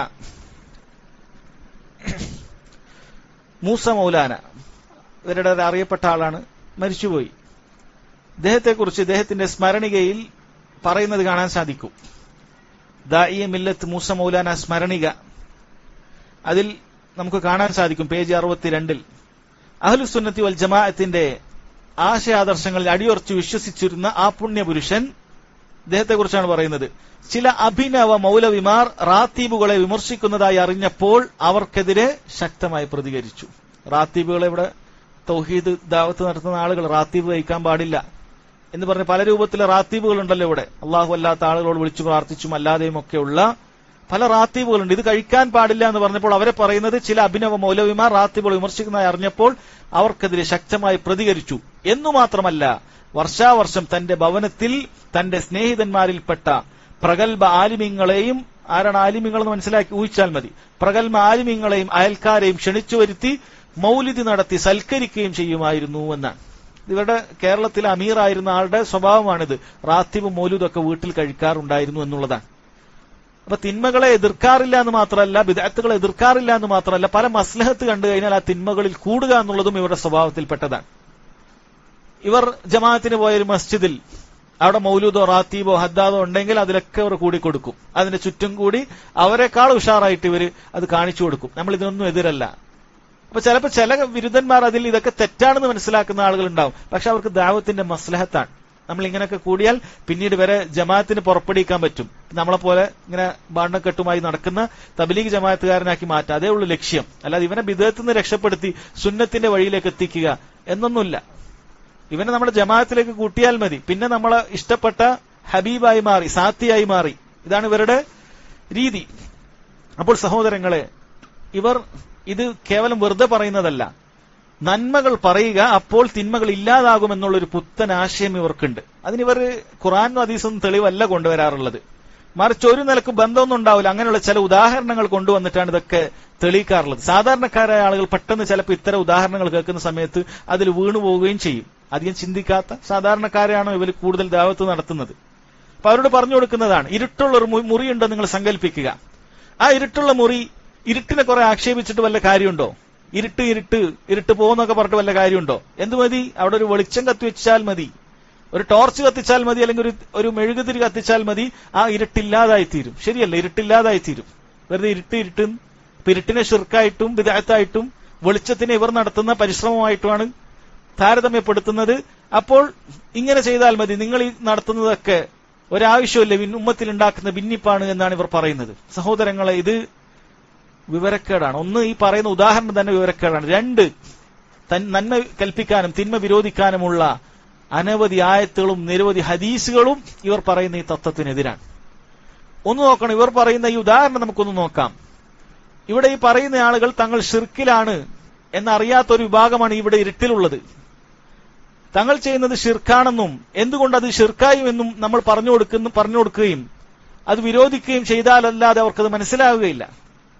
നമ്മളിവിടെ തൗഹീദാകുന്ന വെളിച്ചം വെറുതെ കത്തിച്ചു കൊടുത്താൽ അവരുള്ളത് ഷിർക്കിലാണ്, ഞങ്ങൾ ഇരുട്ടിലാണെന്ന് അവർ അംഗീകരിക്കാത്തവരാണ്. നിങ്ങൾ ഈ വെളിച്ചവുമായി വരുമ്പോൾ ആ വെളിച്ചത്തെ അവർ അംഗീകരിക്കുകയില്ല. ഇതെന്ത് വെളിച്ചാണ്, ഞങ്ങളുടെ അടുത്താണ് വെളിച്ചം എന്നാണ് ഇരുട്ടിലുള്ളവർ പറയുന്നത്. അപ്പോൾ അല്ല, നിങ്ങളുള്ളത് ഇരുട്ടിലാണ്, നിങ്ങൾ ഷിർക്കിലാണുള്ളത്, നിങ്ങൾ തൗഹീദിലല്ല. കാരണം അവരുടെ പണ്ഡിതന്മാർ അവർക്ക് അള്ളാഹുവിനോട് മാത്രം പ്രാർത്ഥിക്കുന്നത് ഇബ്ലീസിന്റെ പ്രമേയമായും ഇങ്ങനെയുള്ള അടയാളന്മാരെയും മഹാന്മാരെയും ഒക്കെ അടയാളന്മാരായി നിശ്ചയിക്കുന്നത് അതാണ് യഥാർത്ഥ തൗഹീദ്, അതാണ് ശരിയായ വഴി എന്ന് പഠിപ്പിക്കുകയും ചെയ്യുന്നതാണ്. അത് അതുപോലെ വിമർശിക്കാതെ, അതുപോലെ പറഞ്ഞു കൊടുക്കാതെ, നമ്മൾ ഒരിക്കലും അവരെ പരിഹസിക്കണമെന്നോ അല്ലെങ്കിൽ അവർ സ്വീകരിക്കാത്ത രൂപത്തിൽ ദഅവത്ത് നടത്തണമോ എന്ന് പറയുന്നില്ല. മറിച്ച് ഏറ്റവും നല്ല രൂപത്തിൽ ഉദ്ഉ ഇലാ സബീലി റബ്ബിക ബിൽ ഹിക്മതി വൽ മൗഇദത്തിൽ ഹസന. ഇതാണ് അഹ്ലുസുന്നത്ത് വൽ ജമാഅത്തിന്റെ നിലപാട്. നിങ്ങൾ ഇൽമോടുകൂടിയും ഏറ്റവും നല്ല സദുപദേശത്തോടുകൂടിയും അവർ ക്ഷണിക്കുക. അല്ലാതെ അവരെ കളിയാക്കണമെന്നോ പരിഹസിക്കണമെന്നോ ഈ ദീനിലേക്ക് വരാത്ത രൂപത്തിൽ നമ്മൾ അവരെ ആക്ഷേപിക്കണമോ എന്നല്ല പറയുന്നത്. കൃത്യമായി ദഅവത്ത് നടത്തണം, പക്ഷെ തെറ്റാണെന്ന് പറയണം. വെറുതെ ഇങ്ങനെ വെളിച്ചടിച്ചിട്ട് കാര്യമില്ല. ആ വെളിച്ചം അവിടെ എത്തണം. ആ വെളിച്ചം അവിടെ എത്തേണ്ടതുണ്ട്. ആ ഇരുട്ട് മാറേണ്ടതുണ്ട്. റൂമിൽ വെളിച്ചമിടുന്നത് പോലെ ഷിർക്ക് ഹൃദയത്തിൽ നിറഞ്ഞ ഒരുവന് വെളിച്ചടിച്ചു കൊടുത്താൽ ഹൃദയത്തിൽ നിന്നും ആ ഷിർക്ക് മാറിപ്പോവുകയില്ല.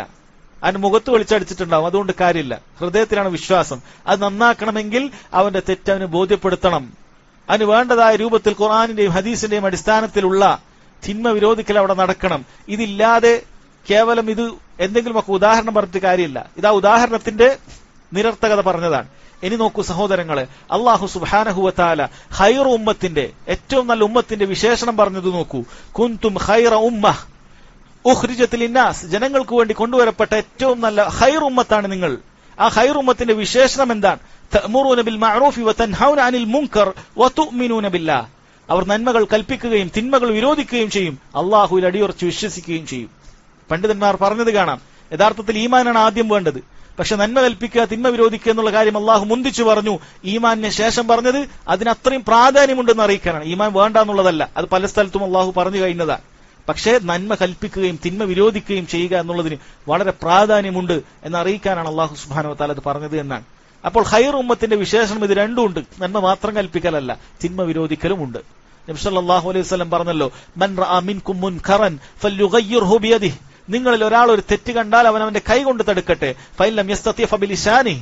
അതിന് സാധിക്കുന്നില്ല, കൈകൊണ്ട് തടുക്കാൻ പറ്റാത്ത സാഹചര്യമാണ്, റോഡ് സൈഡിലാണ് ഉള്ളത്, അല്ലെങ്കിൽ നേർക്ക് നേരെ നമ്മുടെ കീഴിലുള്ള ആളുകളല്ല, കുടുംബത്തിൽപ്പെട്ട അകന്ന കുടുംബത്തിൽ ഒരാളാണ്, പോയി നമുക്കത് കൈകൊണ്ട് ചെയ്യാൻ സാധിക്കാത്തവരും ഫസാദ് വരും. നാവ് കൊണ്ട് പറയട്ടെ. ഇനി അതിനും സാധിക്കാത്ത സമയം ഫഇല്ലം യസ്തതി ഫബിഖൽബിഹി. അതിനും നാവ് കൊണ്ട് പറഞ്ഞാൽ അതിനേക്കാളും വലിയ ഫിത്ന ഉണ്ടാകുന്ന ഒരു കാലഘട്ടം സമയമൊക്കെയാണ്. അവൻ കൽബ് കൊണ്ടെങ്കിലും അതിന് വെറുക്കട്ടെ. വദാലിക അദ്അഫുൽ ഈമാൻ. ഈമാനിന്റെ ഏറ്റവും ദുർബലമായ അവസ്ഥയാണത്. അതിനപ്പുറത്തേക്ക് ആ തിന്മയെ വിരോധിക്കാതെ അവരോടൊപ്പം കൂടിക്കൊടുക്കുക എന്നുള്ളത് ഈമാനിന് കോട്ടം വരുന്ന കാര്യമാണ്, ഖൈർ ഉമ്മത്തിന്റെ ലക്ഷണമല്ല എന്ന് നമ്മൾ മനസ്സിലാക്കുക. അതുകൊണ്ട് തന്നെ സഹോദരങ്ങളെ, നമ്മൾ തിന്മ വിരോധിക്കണം. അതിന്റെ അർത്ഥം നമ്മൾ ഒരിക്കലും തിന്മ വിരോധിക്കുക എന്ന് പറഞ്ഞാൽ അതിന് ശരീഅത്ത് അനുവദിക്കാത്ത രൂപത്തിലെ മാർഗങ്ങൾ സ്വീകരിക്കുക, അങ്ങനെ ആളുകളെ കൂടുതൽ ദീനിൽ അകറ്റുന്ന മാർഗം സ്വീകരിക്കുക എന്നൊന്നുമല്ല. ഏറ്റവും നല്ല മാർഗങ്ങൾ അഹ്ലുസുന്നത്തി വൽ ജമാഅത്തിന്റെ സലഫി ഉലമാക്കൾ പഠിപ്പിച്ചു നൽകിയിട്ടുണ്ട്. എങ്ങനെയാണ് ആളുകളെ ക്ഷണിക്കേണ്ടത്, എന്താണ് അവരോട് ആദ്യം പറയേണ്ടത്, എങ്ങനെ മൃദുലമായി അവരോട് കാര്യങ്ങൾ പെരുമാറണം, പറഞ്ഞു കൊടുക്കണം, ഇതൊക്കെ പറഞ്ഞു കൊടുത്തിട്ടുണ്ട്. അതിന്റെ അടിസ്ഥാനത്തിലാണ് തൗഹീദുള്ളവരോടാണ് നമുക്ക് ബന്ധം, ഷിർക്കുള്ള ആളുകളോട് നമുക്ക് ബന്ധമില്ല. ഇതൊക്കെ കൃത്യമായി പഠിപ്പിക്കപ്പെട്ട കാര്യമാണ്. എന്നാൽ ഇവരിൽ അതൊന്നും കാണാൻ സാധിക്കുകയില്ല. ഇവരുടെ ബന്ധവും ബന്ധവിച്ഛേദനവും സഹോദരങ്ങളെ, അത് ഇവരുടെ പാർട്ടിക്കകത്ത്, അതെല്ലാ ഇത്തരത്തിലുള്ള ഗ്രൂപ്പുകളുടെയും ഒരു സ്വഭാവമാണത്. അഹ്ലുസുന്നത്തി വൽ ജമാഅ ഒരിക്കലും അങ്ങനെ ആകാൻ പാടില്ല. അവർ അള്ളാഹുവിന് വേണ്ടിയിട്ട് ആളുകളെ ഇഷ്ടപ്പെടണം, അള്ളാഹുവിന് വേണ്ടി വെറുക്കണം. ഒരാളെ നമ്മൾ ഇഷ്ടപ്പെടണമെങ്കിൽ അതിനൊരൊറ്റ മാനദണ്ഡമേ ഉള്ളൂ. അവൻ അള്ളാഹുവിനെയും റസൂലിനെയും കൃത്യമായി അനുസരിക്കുന്നവനാണോ, അവന്റെ അനുസരണം എത്രത്തോളം ഉണ്ട് അത്രയും അവനെ ഞാൻ സ്നേഹിക്കും. അതാണ് അവനുമായിട്ടുള്ള എന്റെ ബന്ധം. ഒരു വേള വല്ല തെറ്റിദ്ധാരണകൾ കാരണത്താൽ ഈ വ്യക്തി എന്നെ വെറുക്കുന്നുണ്ടെങ്കിൽ പോലും അവന് ഒരു തെറ്റിദ്ധാരണ മൂലമാണ്, അവൻ അള്ളാഹുവും റസൂലുമായിട്ടുള്ള ബന്ധത്തിൽ യാതൊരു കുഴപ്പവുമില്ല, അതുകൊണ്ട് ഞാൻ സ്നേഹിക്കുമെന്ന് പറയേണ്ടവനാണ് നമ്മൾ. കാരണം നമ്മൾ അവനെ സ്നേഹിക്കുന്നത് നമ്മുടെ വ്യക്തി താല്പര്യത്തിന് വേണ്ടിയിട്ടല്ല, അള്ളാഹുവിന് വേണ്ടിയിട്ടാണ്. ഇനി വെറുക്കേണ്ടതും അങ്ങനെ തന്നെയാണ്. അള്ളാഹുവിന് വെറുപ്പുള്ള കാര്യങ്ങൾ ശിർക്കും ബിദ്അത്തും ചെയ്യുന്ന സമയത്ത് അതിനുള്ള വെറുപ്പ് നമ്മൾ അവരോട് കാണിക്കും. മാസിയത്തുകളുള്ള അഹ്ലുസുന്നത്തി വൽ ജമാഅത്തിന്റെ സലഫികളിൽപ്പെട്ട ഒരു വ്യക്തിയോട് ആ മാസിയത്തിന്റെ തോതിനനുസരിച്ച് അവനോട് ആ രൂപത്തിലുള്ള അകൽച്ച നമുക്കുണ്ടാകും. അതല്ലാതെ നമ്മുടെ സംഘടനയിൽ കയറി അല്ലെങ്കിൽ നമ്മുടെ കക്ഷിയിൽ ചേർന്നു അതിന്റെ പേരിൽ സ്നേഹിക്കുക, വെറുക്കുക, ഇത് ബിദ്അത്തിന്റെ ലക്ഷണമാണ്, ഹിസ്ബിയത്തിന്റെ ലക്ഷണമാണ്. ഇതൊരിക്കലും നമുക്ക് പാടില്ല. ഇവരിലത് നമുക്ക് കാണാൻ സാധിക്കും. ഇവരുടെ ജമാഅത്തിന് പുറപ്പെട്ടാൽ, ഇവരോടൊപ്പം കൂടിയാൽ, അവന്റെ കയ്യിൽ ഉറുക്കുണ്ടാകട്ടെ, ഏലസ് ഉണ്ടാകട്ടെ, അവന്റെ വീട്ടിൽ റാത്തീവ് നടത്തട്ടെ, മൗലൂദ് നടത്തട്ടെ, ഇതിന്റെ എല്ലാം പ്രചാരകനാകട്ടെ, ബിദ്അത്തിന്റെ എത്ര വലിയ നേതാവാകട്ടെ, ഇവർക്ക് ഹബീബാണ്, സാത്തിയാണ്. എന്നാൽ അള്ളാഹു സുബ്ഹാനഹു വ തആല മാത്രം വിളിച്ചു പ്രാർത്ഥിക്കുന്ന, സഹായം തേടുന്ന, ഇബാദത്തുകളിലും മറ്റുമൊക്കെ സുന്നത്ത് അനുധാവനം ചെയ്യുന്ന വ്യക്തികളെ കണ്ടാൽ ഇവരെ ഗ്രൂപ്പിലല്ല, ഇവരെ എതിർക്കുന്നവരാണെന്ന് കണ്ടാൽ അവരെ വെറുക്കും, ആവുന്നത്ര വെറുക്കും. ഗ്രൂപ്പിന് വേണ്ടി, കക്ഷികൾക്ക് വേണ്ടിയിട്ടാണ് വെറുക്കുന്നത്. അത് സംഘടന രജിസ്റ്റർ ചെയ്യണമെന്ന് നിർബന്ധമില്ല. ഞങ്ങൾക്ക് സംഘടനയില്ല എന്ന് പറഞ്ഞുകൊണ്ട് കാര്യമില്ല, ഞങ്ങളൊരു ജമാഅത്താണ് എന്ന് പറഞ്ഞുകൊണ്ട് കാര്യമില്ല. ഇതാണ് അവിടെ സംഭവിക്കുന്നത്. ഇത് വളരെ വ്യക്തവുമാണ്. അതുകൊണ്ട് തന്നെ സഹോദരങ്ങളെ, തിന്മ വിരോധിക്കുക എന്നുള്ളത് അഹ്ലുസുന്നത്തി വൽ ജമാഅത്തിന്റെ, ഖൈറു ഉമ്മത്തിന്റെ ലക്ഷണത്തിൽപ്പെട്ടതാണ്. ധാരാളം ഹദീസുകൾ ഈ വിഷയത്തിലുണ്ട്. അതൊന്നും ഉദ്ധരിക്കുന്നില്ല. ഇവരുടെ വകയിലുള്ളത് ഇവരുടെ ഇരുട്ടത്തുള്ള ടോർച്ചടി മാത്രമാണ്. വേറൊരൊറ്റ തെളിവ് ഇവരെടുത്തില്ല. ആ ഉദാഹരണമാകട്ടെ നിരർത്ഥകവുമാണ്. നാലാമത്തെ കാര്യം സഹോദരങ്ങളെ, ഇവർക്ക് പുത്തൻ ബിദ്അത്തുകൾ കലർന്ന ചില തർത്തീബുകൾ, നയങ്ങൾ ഇവർക്കുണ്ട്. ഇവരുടെ പുറപ്പെടലുകൾ, അതാണ് ഉദ്ദേശിക്കുന്നത്. ആഴ്ചയിൽ ഒരു ദിവസം പുറപ്പെടുക, മാസത്തിൽ 3 ദിവസം പുറപ്പെടുക, വർഷത്തിലൊരു 40 ദിവസം പുറപ്പെടുക, ആയുഷിലൊരു 4 മാസം, ഇങ്ങനെ ചില ബിദ്അഈ തർത്തീബുകൾ ഇവരുണ്ടാക്കിയിട്ടുണ്ട്. ഇതിനുവേണ്ടി ഇവർ ചെയ്ത വലിയ ദുൽമ് എന്ന് പറയുന്നത് ജിഹാദിന്റെ ഫദ്ലുമായി ബന്ധപ്പെട്ട, അള്ളാഹുവിന്റെ മാർഗത്തിൽ ശരീരവും സമ്പത്തുമായി പുറപ്പെടാൻ പറഞ്ഞ ആയത്തുകളും ഹദീസുകളും ഇതിനുവേണ്ടി ദുർവ്യാഖ്യാനിക്കുകയും ചെയ്യുന്നത് കാണാൻ സാധിക്കും. ഫീ സബീലില്ലാ, അള്ളാഹുവിന്റെ മാർഗത്തിൽ എന്ന് പറയുന്നിടത്തൊക്കെ ആളുകളെ പഠിപ്പിക്കുന്നത് അള്ളാഹുവിന്റെ മാർഗത്തിലേക്ക് 40 ദിവസം പുറപ്പെടാൻ, അതിന്റെ ഫദൽ, ഹെഡിങ്ങുകൾ വരെ യാതൊരു എളുപ്പമില്ലാതെ ഇവരെ പല മഹത്വങ്ങളുടെ കിതാബിലും ഇത് എഴുതി വെച്ചിട്ടുണ്ട്. 40 ദിവസം ചില്ല പുറപ്പെടാനുള്ള തെളിവ് എന്ന് പറഞ്ഞിട്ട് ജിഹാദുമായി ബന്ധപ്പെട്ട ആയത്തുകളും ഹദീസുകളൊക്കെ കൊടുക്കുക, ആളുകളെ ദുർവ്യാഖ്യാനി. സാധുക്കളായ ആളുകൾക്ക് ഇത് വല്ലതും അറിയോ? ഇത് പഠിച്ചു മനസ്സിലാക്കുന്ന, തഫ്സീറുകളൊന്നും അറിയാത്ത, കേവലം മലയാളം മാത്രം അറിയുന്ന, ഖുർആൻ തപ്പിത്തടഞ്ഞ് വായിക്കുന്ന സാധുക്കളായ ആളുകൾക്ക് ഈ മലയാള ഗ്രന്ഥം കൊടുത്തിട്ട് അതിൽ ജമാഅത്തിന്റെ ഫദൽ, ജമാഅത്ത് പുറപ്പെടുന്നതിന്റെ ഫദൽ എന്ന് പറഞ്ഞ് ഈ ആയത്തുകളും ഹദീസുകളും ജിഹാദുമായി ബന്ധപ്പെട്ട കാര്യങ്ങൾ ദുർവ്യാഖ്യാനിച്ചു കൊടുക്കുകയാണ്. സാധുക്കളോ, ഇതൊക്കെ റസൂലുള്ളാഹി സഹാബത്തൊക്കെ നടത്തിയ പരിശ്രമമാണ്, അള്ളാഹുവിന്റെ മാർഗത്തിൽ പുറപ്പെട്ടിട്ടുണ്ട്. എത്രത്തോളം വാക്കുകൾ തന്നെ ഇവരുടെ ഹയാത്ത് സഹാബ എന്ന് പറയുന്ന മലയാള വിവർത്തനത്തിൽ 4-ാം വോളിയം 28-ാമത്തെ പേജിൽ കാണാം. നബി സല്ലല്ലാഹു അലൈഹി വസല്ലം വിവിധ ഗോത്രങ്ങളിലേക്കും മക്കയിലേക്കും ജമാഅത്തുകളെ യാത്ര അയച്ചു. കേട്ട ഒരു ജമാഅത്തിന് 40 ദിവസത്തേക്ക് അയച്ചതാണ്, അല്ലെങ്കിൽ ഒരു ചില്ലക്ക് വേണ്ടി അയച്ചതാണ് എന്ന് തോന്നിപ്പോകും. ഹസ്രത്ത് അബൂബക്കർ സിദ്ദീഖ് റളിയല്ലാഹു അൻഹു തന്റെ ഖിലാഫത്തിന്റെ പ്രാരംഭത്തിൽ ആ ജമാഅത്ത് യാത്രയാക്കുന്നതിൽ കാണിച്ച പ്രത്യേക താല്പര്യം, അബൂബക്കർ റളിയല്ലാഹു അൻഹു ജിഹാദിന് വേണ്ടി, യുദ്ധത്തിന് വേണ്ടി പറഞ്ഞയച്ച കാര്യമാണ് ജമാഅത്ത് പുറപ്പെടുവിക്കാൻ വേണ്ടി കാണിച്ച താല്പര്യം. ഇവരുടെ കൈഷറ എന്ന് പറയുന്ന ഗ്രന്ഥത്തിൽ പേജ് 33, അതേ ഗ്രന്ഥത്തിൽ പേജ് 41 നബി സല്ലല്ലാഹു അലൈഹി വസല്ലം തങ്ങളുടെ വഫാത്തിന് മുമ്പ് മദീന നിവാസികളിൽ നിന്നും പരിസര പ്രദേശങ്ങളിൽ നിന്നും ഒരു ജമാഅത്തിനെ തയ്യാറാക്കി. മദീനത്തുനിന്ന് ഇവർ ജമാഅത്ത് പുറപ്പെടും. ഇതാണ് ഇവരിങ്ങനെ പുറപ്പെടുവിക്കലാണ്. എവിടെയാണുള്ളത് അവിടെ അല്ല, അവിടുന്ന് മാറി വേറെ സ്ഥലത്തേക്ക് പോകണം. ഷെയ്ഖ് വസീഉല്ല അബ്ബാസ് അഹ്ലുസുന്നത്തിന്റെ ഒരു പണ്ഡിതനാണ്, മസ്ജിദുൽ ഹറമിലെ മുഫ്തിയാണ്. അദ്ദേഹം പറയുന്നുണ്ട്, അദ്ദേഹം മദീനയിലേക്ക് പഠിക്കാൻ പോയ സമയത്ത്, അദ്ദേഹം യുപിയിൽ നിന്നൊക്കെ പഠിച്ചിട്ട് മദീനയിലേക്ക് പഠിക്കാൻ പോയ സമയത്ത് അവിടുന്ന് ഒരു തബ്ലീഗ് ജമാഅത്തുകാരനെ കണ്ടു. വാ പുറപ്പെടാൻ. അദ്ദേഹം പറഞ്ഞു, ഞാൻ പുറപ്പെട്ട് ഇവിടെ വന്നതാണ് നീ പഠിക്കാൻ വേണ്ടി. അല്ലല്ല, പുറപ്പെടണം.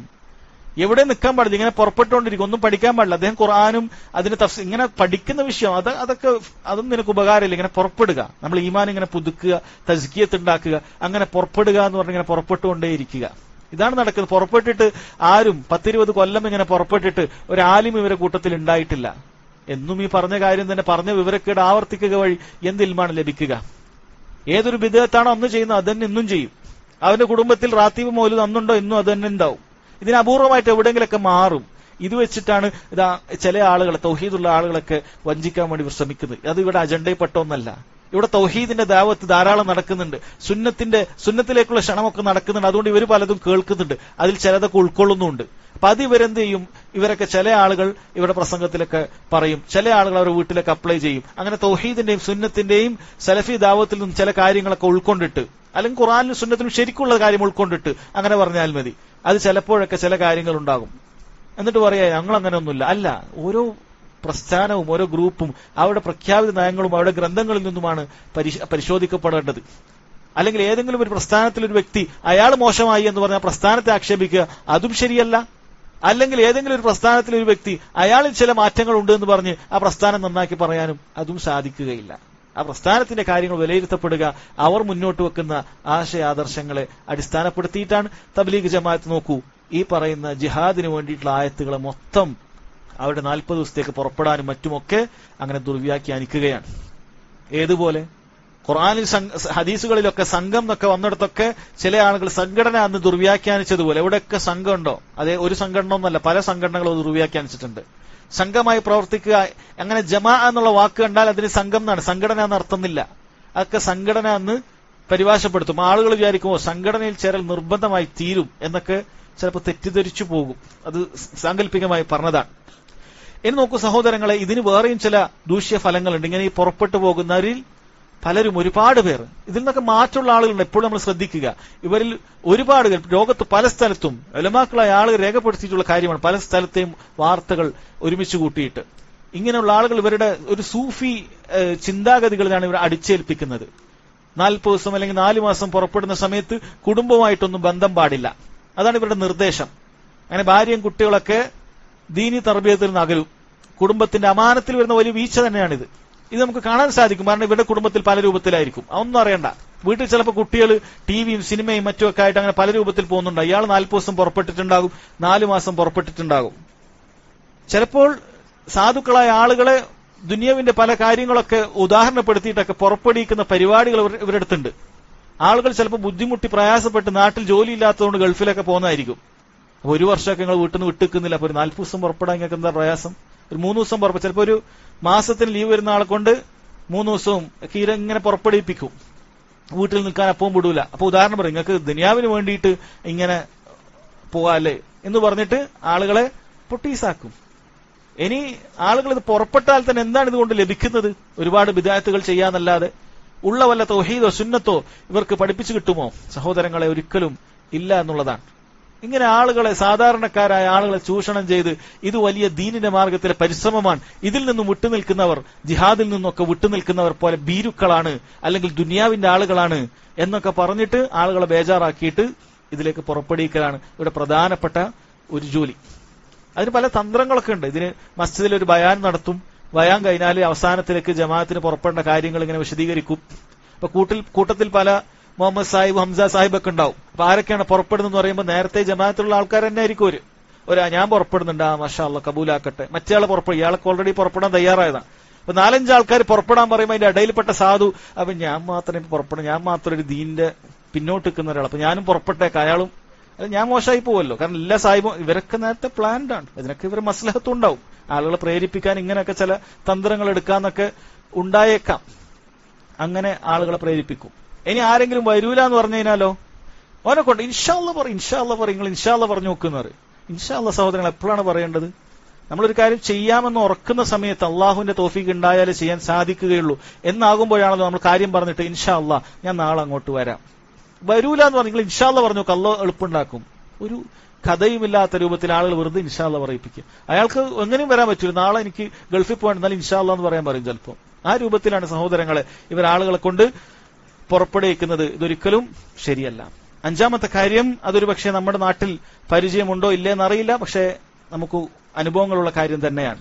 പല ഗൾഫ് രാജ്യങ്ങളിലും ഇവരുടെ അനുഭവങ്ങൾ അത് ചരിത്രപരമായിട്ട് രേഖപ്പെടുത്തിയ കാര്യമാണ്. ഈ പറയുന്ന വിഭാഗത്തിൽ നിന്നും പല തക്ഫീരി, ഖവാരിജി ചിന്താഗതിക്കാർ ഉടലെടുക്കാറുണ്ട് എന്നുള്ളതാണ്. തീവ്ര ആശയത്തിന്റെ ആളുകൾ പലപ്പോഴും ഇവരുടെ കൂട്ടത്തിൽ നിന്നും ഉടലെടുക്കാറുണ്ട്. ഇവർ പഠിപ്പിച്ചിട്ടാകണമെന്നില്ല പണ്ഡിതന്മാർ പറയുന്ന ഒരു കാര്യം. കാരണം ശറഈയായ ഇൽമ് ശരിക്കും ഇവർ പഠിപ്പിക്കുകയില്ല.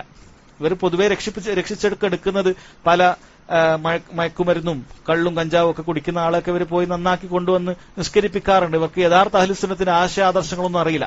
അപ്പൊ ഏതെങ്കിലുമൊക്കെ തക്ഫീരി, തീവ്രവാദ ചിന്താഗതികളായ ആളുകൾ വന്നിട്ട് ഇതിനേക്കാളും വലിയ ഡോസുകൾ കൊടുക്കുമ്പോൾ ഇവർ പെട്ടെന്ന് അങ്ങോട്ടേക്ക് പോകും.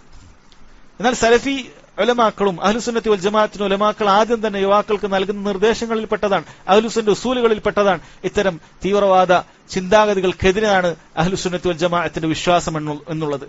ഭരണാധികാരികൾക്കെതിരെ സംസാരിക്കാൻ പാടില്ല, അവർക്കെതിരെ പുറപ്പെടാൻ പാടില്ല എന്നുള്ള കാര്യങ്ങളൊക്കെ അവർ കൃത്യമായി പഠിപ്പിക്കുന്നവരാണ്. എന്നാൽ ഇവരെ സംബന്ധിച്ചിടത്തോളം അത് പഠിപ്പിക്കാത്തതിന്റെ ഫലമായിട്ട് തന്നെ സൗദി അറേബ്യയിലും മറ്റും പല ബോംബാക്രമണങ്ങളും മറ്റുമൊക്കെ ഉണ്ടായിരുന്ന സമയത്ത് ഇവരിൽപ്പെട്ട പലരെയും അതിൽ നിന്ന് വന്നിട്ടുണ്ട്. ഏതുപോലെ ജമാഅത്തു അൽ ഇഖ്വാനുൽ മുസ്ലിമീന്റെ അതേ രൂപത്തിലുള്ള ഇഖ്വാനുൽ മുസ്ലിമീൻ എന്ന ആളുകൾ ഉണ്ടായതുപോലെ തന്നെ, ഇത്തരം ഭീകര പ്രവർത്തനങ്ങൾക്ക് ഉണ്ടായതുപോലെ തന്നെ ഇവരിൽപ്പെട്ട ആളുകളും ഉണ്ടായിട്ടുണ്ട് എന്നുള്ളത് വസ്തുതയാണ്. മാത്രവുമല്ല, ഇവരുടെ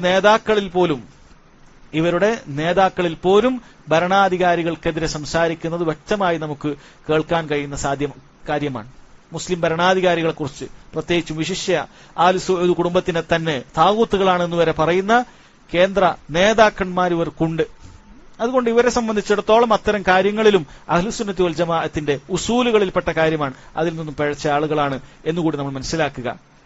നോക്കൂ, മഹാനായ ഷെയ്ഖ് ഇബ്നു ബാസ് റഹിമഹുല്ല, അദ്ദേഹം സൗദി അറേബ്യയിലെ മുഫ്തിയായിരുന്നു, ലോകം അംഗീകരിക്കുന്ന ഒരു പണ്ഡിതനാണ്. അദ്ദേഹം ഇവരെ കുറിച്ച് പറഞ്ഞിട്ടുള്ളത് ജമാഅത്തു തബ്ലീഗ് വൽ ഇഖ്വാൻ, ജമാഅത്തു തബ്ലീഗും ഇഖ്വാനുൽ മുസ്ലിമൂനും മിൻ ഉമൂമി 72 ഫിർഖത്തൻ ളാല്ല, പിഴച്ച 72 കക്ഷികളിൽ, നമ്മൾ നേരത്തെ ഹദീസ് വായിച്ചല്ലോ, അതിൽപ്പെട്ടതാണ് എന്ന് അദ്ദേഹം വളരെ കൃത്യമായി പറഞ്ഞിട്ടുണ്ട്. ഷെയ്ഖ് ഇബ്നു ബാസ് റഹിമഹുല്ല, ഷെയ്ഖ് സാലിൽ ഫൗസാൻ ഹഫ്ളഹുല്ല, ധാരാളം പണ്ഡിതന്മാർ, സഹോദരങ്ങളെ, അനേകം ഗ്രന്ഥങ്ങൾ ഇവരുടെ വലാലത്തുകളെ വിശദീകരിച്ചുകൊണ്ട് മസ്ജിദുൻ നബവിയിൽ പോലും ഇവരുടെ ഫളായിൽ അമാലിന്റെ തെറ്റുകളെ ചൂണ്ടിക്കാണിച്ചുകൊണ്ട് ഫ്രീ ബുക്കുകൾ വിതരണം ചെയ്യുന്നുണ്ട്. കാരണം ഇവരുടെ വ്യാപനം അത്രയുമുണ്ട്. അതായത് അഹ്ലുസുന്നത്തി വൽ ജമാഅത്തിന്റെ പണ്ഡിതന്മാരെല്ലാം ഇവർക്കെതിരാണ് എന്ന് മനസ്സിലാക്കി തരാനാണ്. കാരണം ചില വേളകളിൽ സലഫി ഉലമാക്കളൊക്കെ അംഗീകരിക്കുന്ന ആളുകളെ വഴിതെറ്റിക്കാനായി ഏതെങ്കിലും പണ്ഡിതന് ഏതെങ്കിലുമൊക്കെ കാലത്ത് ഇവരെക്കുറിച്ച് കൂടുതൽ വ്യക്തത ഇല്ലാത്ത കാലത്ത് ഇവരെക്കുറിച്ച് പറഞ്ഞ ചില വാക്കുകൾ പൊക്കിപ്പിടിച്ചുകൊണ്ട് ഇവർ വരും. ഷെയ്ഖ് ഇബ്നു ഉസൈമീൻ ഇവരെ ഇങ്ങനെ പറഞ്ഞിട്ടുണ്ട്, ഷെയ്ഖ് ഇവരെക്കുറിച്ച് ഇന്നത് കുഴപ്പമില്ല എന്ന് പറഞ്ഞിട്ടുണ്ട്, ഇവരോട് പുറപ്പെടാം, നല്ല രീതിയിൽ പുറപ്പെട്ടാൽ മതി എന്ന് പറഞ്ഞിട്ടുണ്ട്. ഇവരെക്കുറിച്ച് കൃത്യമായി മനസ്സിലാക്കാത്ത കാലത്ത്, അല്ലെങ്കിൽ വ്യക്തമായി വിശദമാക്കാത്ത കാലത്ത് അവർ പറഞ്ഞ ചില കാര്യങ്ങളുമായി അവർ വരും. പിന്നീട് അവർ അതിനെ തിരുത്തിയിട്ടുണ്ടാകും. അത് ഇവർ ആളുകൾക്ക് പറഞ്ഞു കൊടുക്കുകയില്ല. ഇതൊക്കെ എല്ലാവർക്കും ഇവർക്ക് ആവശ്യമില്ല. കാരണം പണ്ഡിതന്മാരെയും സലഫികളൊക്കെ അംഗീകരിക്കുന്ന, അഹ്ലുസുന്നത്തുൽ ഉലമാക്കൾ അംഗീകരിക്കുന്ന ആളുകളുടെ അടുക്കൽ ഇവർ ഇത്തരത്തിലുള്ള ആശയങ്ങളുമായി വരും. ഒരിക്കലുമല്ല.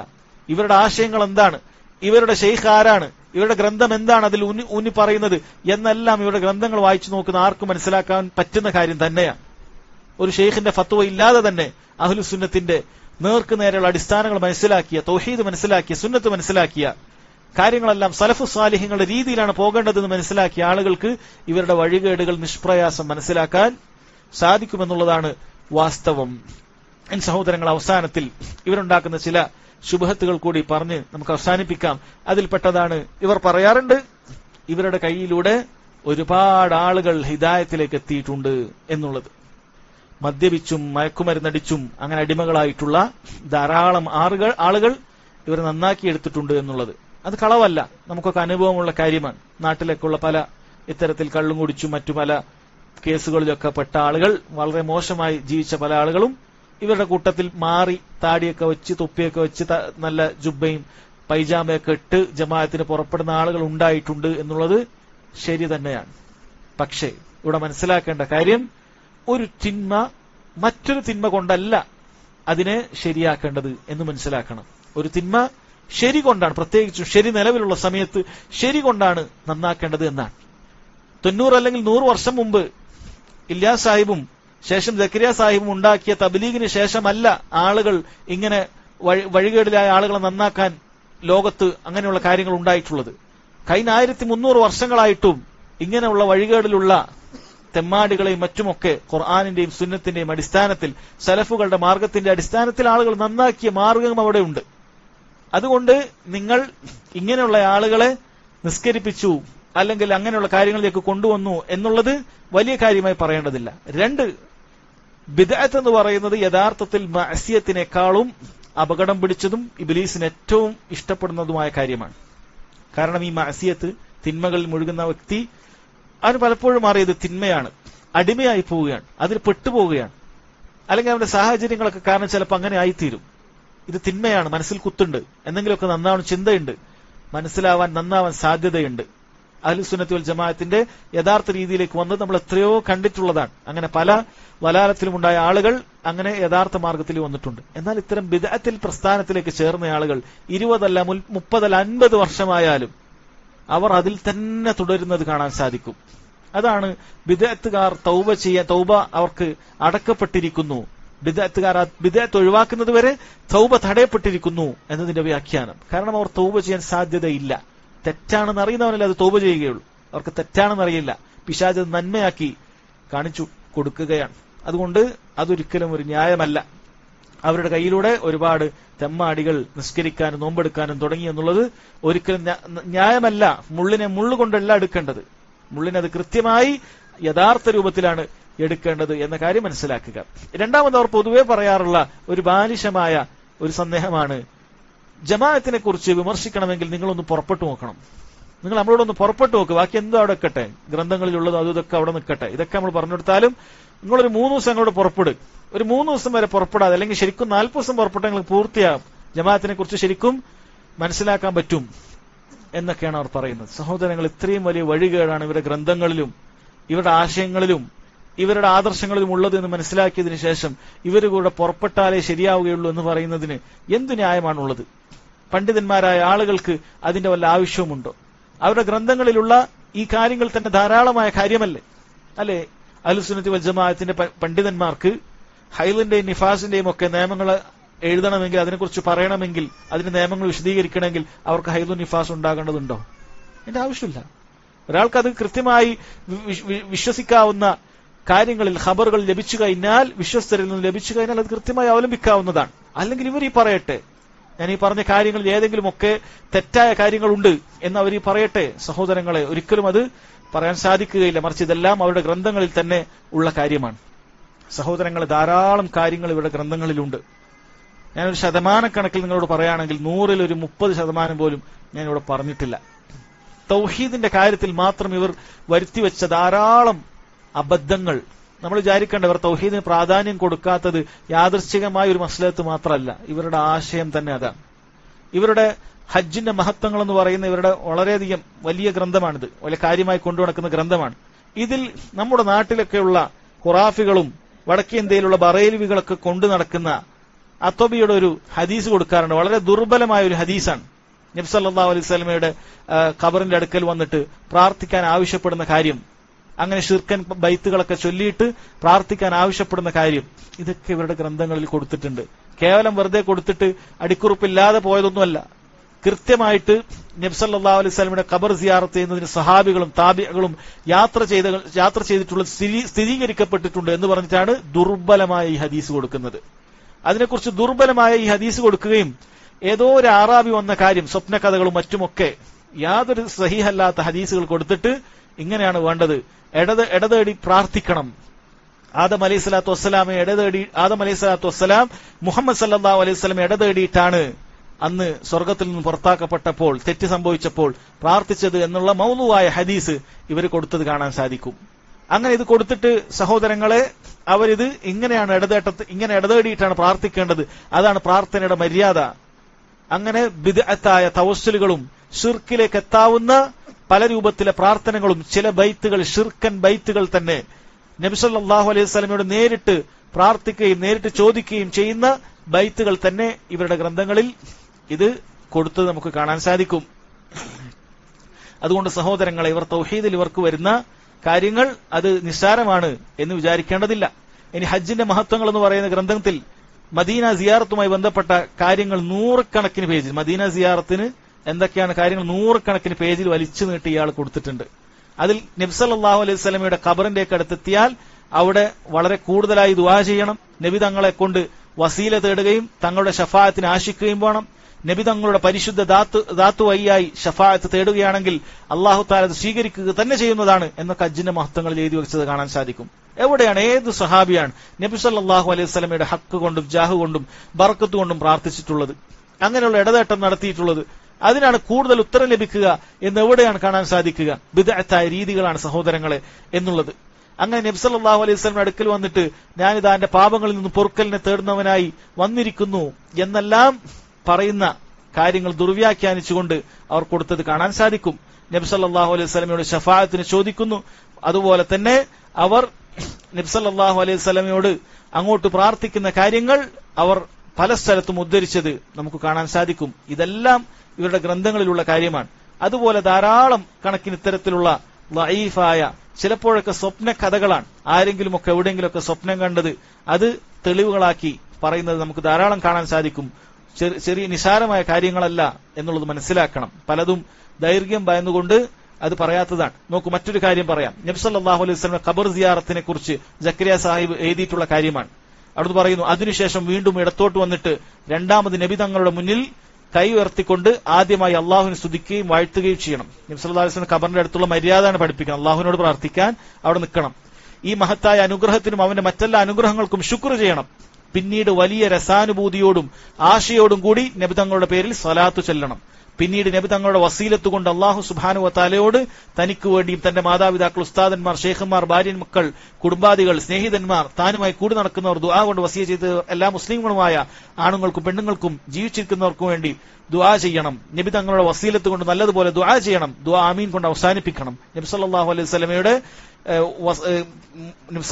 ഇടനിർത്തി പ്രാർത്ഥിക്കാൻ പറയുന്നതാണ്. ഭിത്തിയിൽ നിന്ന് 3-4 മുഴം അകലെ നിൽക്കണം. അതായത് റൗള ഷരീഫ് എന്ന് പറയുന്നത് ഇപ്പുറത്താണ്. ആളുകൾ പൊതുവെ പറയുന്നത് ഖബറല്ല റൗള ഷരീഫ്. അവിടെ നിന്നും 3-4 മുഴം അകലെ നിൽക്കണം. കൂടുതൽ അടുത്തു നിൽക്കുന്നത് അദബിനു മാറ്റമാണ്. താഴോട്ട് നോക്കി നിൽക്കണം. ഈ സമയത്ത് അങ്ങും ഇങ്ങും നോക്കി നിൽക്കുന്നത് കടുത്ത അദബുകേടാണ്. ഇതൊക്കെ ആരാണ്, എവിടെയാണ് പഠിപ്പിച്ചത്? കൈകാലുകളും അടക്കി വളരെ ഒതുക്കത്തോടുകൂടിയും ഇപ്പോൾ പ്രകാശപൂരിതമായ മുഖം എന്റെ നേരെയാണ്, ഞാൻ ഹാജരായിരിക്കുന്നു എന്ന കാര്യം നബി തങ്ങൾ അറിയുന്നുണ്ട് എന്നിങ്ങനെയുള്ള ചിന്തയോടുകൂടി നിൽക്കണം. നമ്മൾ അവിടെ പോയി നിൽക്കുന്നത് നബി തങ്ങൾ അറിയുന്നുണ്ട് എന്ന ചിന്തയോടുകൂടി നിൽക്കണം. എത്ര കണ്ട് വിനയവും മര്യാദകളും അവിടെ ഹാജരാക്കുന്ന സമയത്ത് ഉണ്ടായിരിക്കണമെന്ന് എഴുതിയിരിക്കുന്നുവോ അതിന്റെ അനേകം ഇരട്ടി വിനയവും താഴ്മയും കഴിവില്ലായ്മയും വെളിപ്പെടുത്തലും ഉണ്ടായിരിക്കേണ്ടത് അത്യാവശ്യമാണ്. അല്ലാഹു തആലയോട് പ്രാർത്ഥിക്കുമ്പോഴാണ് ഒരു മനുഷ്യന് അക്സ ഗായത്തിൽ ഖുശൂഇ വദ്ദുൽ, അങ്ങേയറ്റം വിനയവും താഴ്മയും ഒക്കെ ഉണ്ടാകേണ്ടത് അള്ളാഹുവിനോട് പ്രാർത്ഥിക്കുന്ന നിസ്കാരത്തിൽ ഉണ്ടാകേണ്ട കാര്യമാണ്. നബി സല്ലല്ലാഹു അലൈഹി വസല്ലമയുടെ ഖബറിന്റെ അടുക്കൽ പോയി ഇങ്ങനെയുണ്ട്, ഇയാൾ എഴുതിയതും പോലെ അതിനേക്കാൾ ഇരട്ടി നിങ്ങൾ വേണം, കാരണം നബി തങ്ങളുടെ ശഫാഅത്ത് സ്വീകരിക്കപ്പെടുന്നതാണ് എന്നൊക്കെ പറഞ്ഞിട്ട് ആ കാര്യങ്ങൾ നബിയുടെ വസീല കൊണ്ട് ദുആ ചെയ്യണം എന്നൊക്കെ പറയുന്നത് കാണാൻ സാധിക്കും. നോക്കൂ, റസൂലിന്റെ ഖബറിനെ കുറിച്ച് അവർ പറയുന്നത്, റസൂലിന്റെ ഖബർ അർഷിനേക്കാളും ഈ ഖബർ ഷരീഫിന്റെ സ്ഥാനം എല്ലാ സ്ഥലങ്ങളിൽ വെച്ച് ഏറ്റവും ശ്രേഷ്ഠമായതാണ്. ഖബറിനെ കുറിച്ച് നബി സല്ലല്ലാഹു അലൈഹി വസല്ലം ഖബറിനെ കുറിച്ച് പറഞ്ഞിട്ടില്ല. റൗള ഷരീഫ് എന്ന് പറയുന്നത് ഖബറിന്റെയും മിമ്പറിന്റെയും ഇടയിലുള്ള സ്ഥലമാണ്. ഈ ഖബർ ഷരീഫിന്റെ സ്ഥാനം എല്ലാ സ്ഥലങ്ങളിൽ വെച്ച് ഏറ്റവും ശ്രേഷ്ഠമായതാണ്. നബി തങ്ങളുടെ അനുഗ്രഹീത ശരീരം തൊട്ടിരിക്കുന്ന സ്ഥലം കാബയെക്കാളും ശ്രേഷ്ഠമായതാണ്. ആരാണ് പറയുന്നത്? ഇയാൾ ഹജ്ജിന്റെ മഹത്വങ്ങളിൽ പറയുന്ന കാര്യമാണ്. അർഷിനേക്കാളും ശ്രേഷ്ഠമായതാണ്, കുർസിയെക്കാളും ശ്രേഷ്ഠമായതാണ്, എന്നാൽ ആകാശഭൂമികളിലുള്ള എല്ലാ സ്ഥലത്തേക്കാളും ശ്രേഷ്ഠമായതാണ്. സഹോദരങ്ങൾ, ഈ വിശ്വാസങ്ങളൊക്കെ ഉള്ളത് ബറേലുവികൾക്കും ഇതുപോലെയുള്ള നമ്മളെ നാട്ടിൽ തന്നെ അങ്ങേയറ്റം വെച്ച ആളുകൾ ചിലപ്പോൾ ഇങ്ങനെയൊക്കെ വിശ്വസിക്കുന്നുണ്ടാവുള്ളൂ. കാരണം കാബയ്ക്ക് അവർക്ക് വിലയുണ്ട്. കാബയെക്കാളും ശ്രേഷ്ഠതയുള്ളതാണ് എന്ന് നബി സല്ലല്ലാഹു അലൈഹി വസല്ലം നമ്മെ പഠിപ്പിച്ചിട്ടില്ല. എന്റെ ഖബറിന് അതിനേക്കാൾ വിലയുണ്ട്, അർഷിനേക്കാൾ വിലയുണ്ട്, കുർസിയേക്കാൾ വിലയുണ്ട് എന്ന് നബി സല്ലല്ലാഹു അലൈഹി വസല്ലം പഠിപ്പിച്ചു തന്നിട്ടില്ല. ഈ രൂപത്തിലാണ് ഇവർ സഹോദരങ്ങളെ കാര്യങ്ങൾ ആളുകൾ പഠിപ്പിക്കുന്നത്. ഇനി നോക്കൂ, അള്ളാഹുവിന്റെ റസൂലിനോട് കേരളത്തിലെ മൂസ മൗലാന നൽകിയ പരിഭാഷയാണ് ഇവരുടെ അറബിയിലുള്ള ഉറുദുവിലൊക്കെയുള്ള ഗ്രന്ഥങ്ങൾ. അള്ളാഹുവിന്റെ റസൂലിനോട് ഇവർ നേരിട്ട് പറയുന്ന പദ്യങ്ങൾ നമ്മുടെ നാട്ടിലുള്ള മൗലൂദിലൊക്കെ ഇത്ര തന്നെയാണ് അധികവും ഉള്ളത്. അതിന്റെ മലയാളമാണ് 1-ാം ബൈത്തിൽ. അള്ളാഹുവിന്റെ പ്രവാചകരെ കരുണ കടാക്ഷം ചൊരിഞ്ഞാലും അവസാന നബിയായിട്ടുള്ളവരെ കരുണ ചൊരിഞ്ഞാലും റസൂലിനെ വിളിച്ചിട്ട് ചോദിക്കുന്നതാണ് റഹ്മത്ത് ചൊരിയാൻ. യസ്രിബിന്റെ പർദയിൽ വിശ്രമിക്കുന്നവരെ, യസ്രിബ് എന്ന് പറഞ്ഞ മദീന, മദീനയുടെ പർദയിൽ വിശ്രമിക്കുന്നവരെ ഉണർന്നാലും കിഴക്കും പടിഞ്ഞാറും നാശത്തിൽ ആണ്ടിരിക്കുന്നു, കരകയറ്റി രക്ഷിച്ചാലും. ഇതൊക്കെ തബ്ലീഗുകാരുടെ ഗ്രന്ഥങ്ങളിലുള്ളതാണ്. 11-ാമത്തെ വയത്തിൽ ബലഹീനന്മാരുടെ കരം പിടിച്ചാലും കഴിവില്ലാത്തവരെ സഹായിച്ചാലും യഥാർത്ഥമായി ഞങ്ങളെ പ്രേമിക്കുന്നവര്, ഇവർക്ക് ഈ സൂഫികൾക്കാണ് ഈ പ്രേമമൊക്കെ ഉണ്ടാവുള്ളൂ, യഥാർത്ഥമായി ഞങ്ങളെ പ്രേമിക്കുന്നവരുടെ ഹൃദയങ്ങളെ സാന്ത്വനപ്പെടുത്തിയാൽ, ഹൃദയത്തെ സാന്ത്വനപ്പെടുത്തേണ്ടത്, ബലഹീനന്മാരുടെ കരം പിടിക്കേണ്ടത്, കഴിവില്ലാത്തവരെ സഹായിക്കേണ്ടത് അള്ളാഹുവിന്റെ റസൂലാണ്. സുബ്ഹാനല്ലാഹ്. 22-ാമത്തെ വയത്തിൽ തങ്ങളുടെ പരിശുദ്ധമായ പള്ളിയിൽ ഓരോ തൂണിന്റെ അടുക്കലും ഭയത്തോടുകൂടി നേരെ നിൽക്കുകയും സിദ്ദീഖീങ്ങളുടെ മർത്തബകൾ കൊണ്ട് അപേക്ഷിക്കുകയും ചെയ്തിരുന്നെങ്കിൽ ഈ ഭാഗ്യവും ഞങ്ങൾക്കെന്ന് കൈവരും. റസൂലിനോട് ചോദിക്കാനാണ്. ഇങ്ങനെ സഹോദരങ്ങളെ റസൂലുള്ളാഹി സ്വല്ലല്ലാഹു അലൈഹി വസല്ലമയോട് നേരിട്ട് തേടുന്ന പല കാര്യങ്ങളും നമുക്ക് കാണാൻ സാധിക്കും. ഇത് ഇവരുടെ ഒരുപാട് സ്ഥലങ്ങളിലുള്ളതാണ്. ഇത് വെറുതെ നിസാരമായി ഉണ്ടാക്കുന്ന കാര്യമല്ല. നേരത്തെ ആദം അലൈഹി സ്വലാത്തു വസ്സലാമയുടെ കാര്യം ഞാൻ പറഞ്ഞു. ആദം അലൈഹി സ്വലാത്തു വസ്സലാം നബി സല്ലല്ലാഹു അലൈഹി വസല്ലം ഇടതേട്ടി പ്രാർത്ഥിച്ചത് കൊണ്ടാണ് അള്ളാഹു പുറത്തു കൊടുത്തത് എന്നാണ്. അള്ളാഹു സുബ്ഹാനഹു വ തആല ഇതേ കാര്യം ഖുർആനിൽ നിരവധി സ്ഥലത്ത് പറഞ്ഞിട്ടുണ്ട്. ആദം അലൈഹി സ്വലാത്തു വസ്സലാം അള്ളാഹുവിനോട് നേരിട്ട് പ്രാർത്ഥിച്ചപ്പോൾ അള്ളാഹു അത് പുറത്തു കൊടുത്തു എന്നാണ് പറഞ്ഞത്. എന്നാൽ ഇവരുടെ ഹജ്ജിന്റെ മഹത്വങ്ങളിൽ കാണാം നബി തങ്ങളെ കൊണ്ട് തവസ്സുൽ ചെയ്യുക എന്നത് സലഫുസ് സാലിഹ്യങ്ങളുടെ വഴിയാണ്. സുബ്ഹാനല്ലാഹ്. നബി സല്ലല്ലാഹു അലൈഹി വസല്ലമയുടെ പേരിൽ കളവ്, സ്വഹാബികളുടെ പേരിൽ കളവ്, താബിയങ്ങളുടെ പേരിൽ കളവ്, അത്ബാഉ താബിയങ്ങൾ അയിമ്മത്തുകളുടെ പേരിൽ കളവ്. നബി തങ്ങളെ കൊണ്ട് തവസ്സുൽ ചെയ്യുക എന്നുള്ളത് സലഫുസ് സാലിഹ്യങ്ങളുടെ വഴിയാണ്.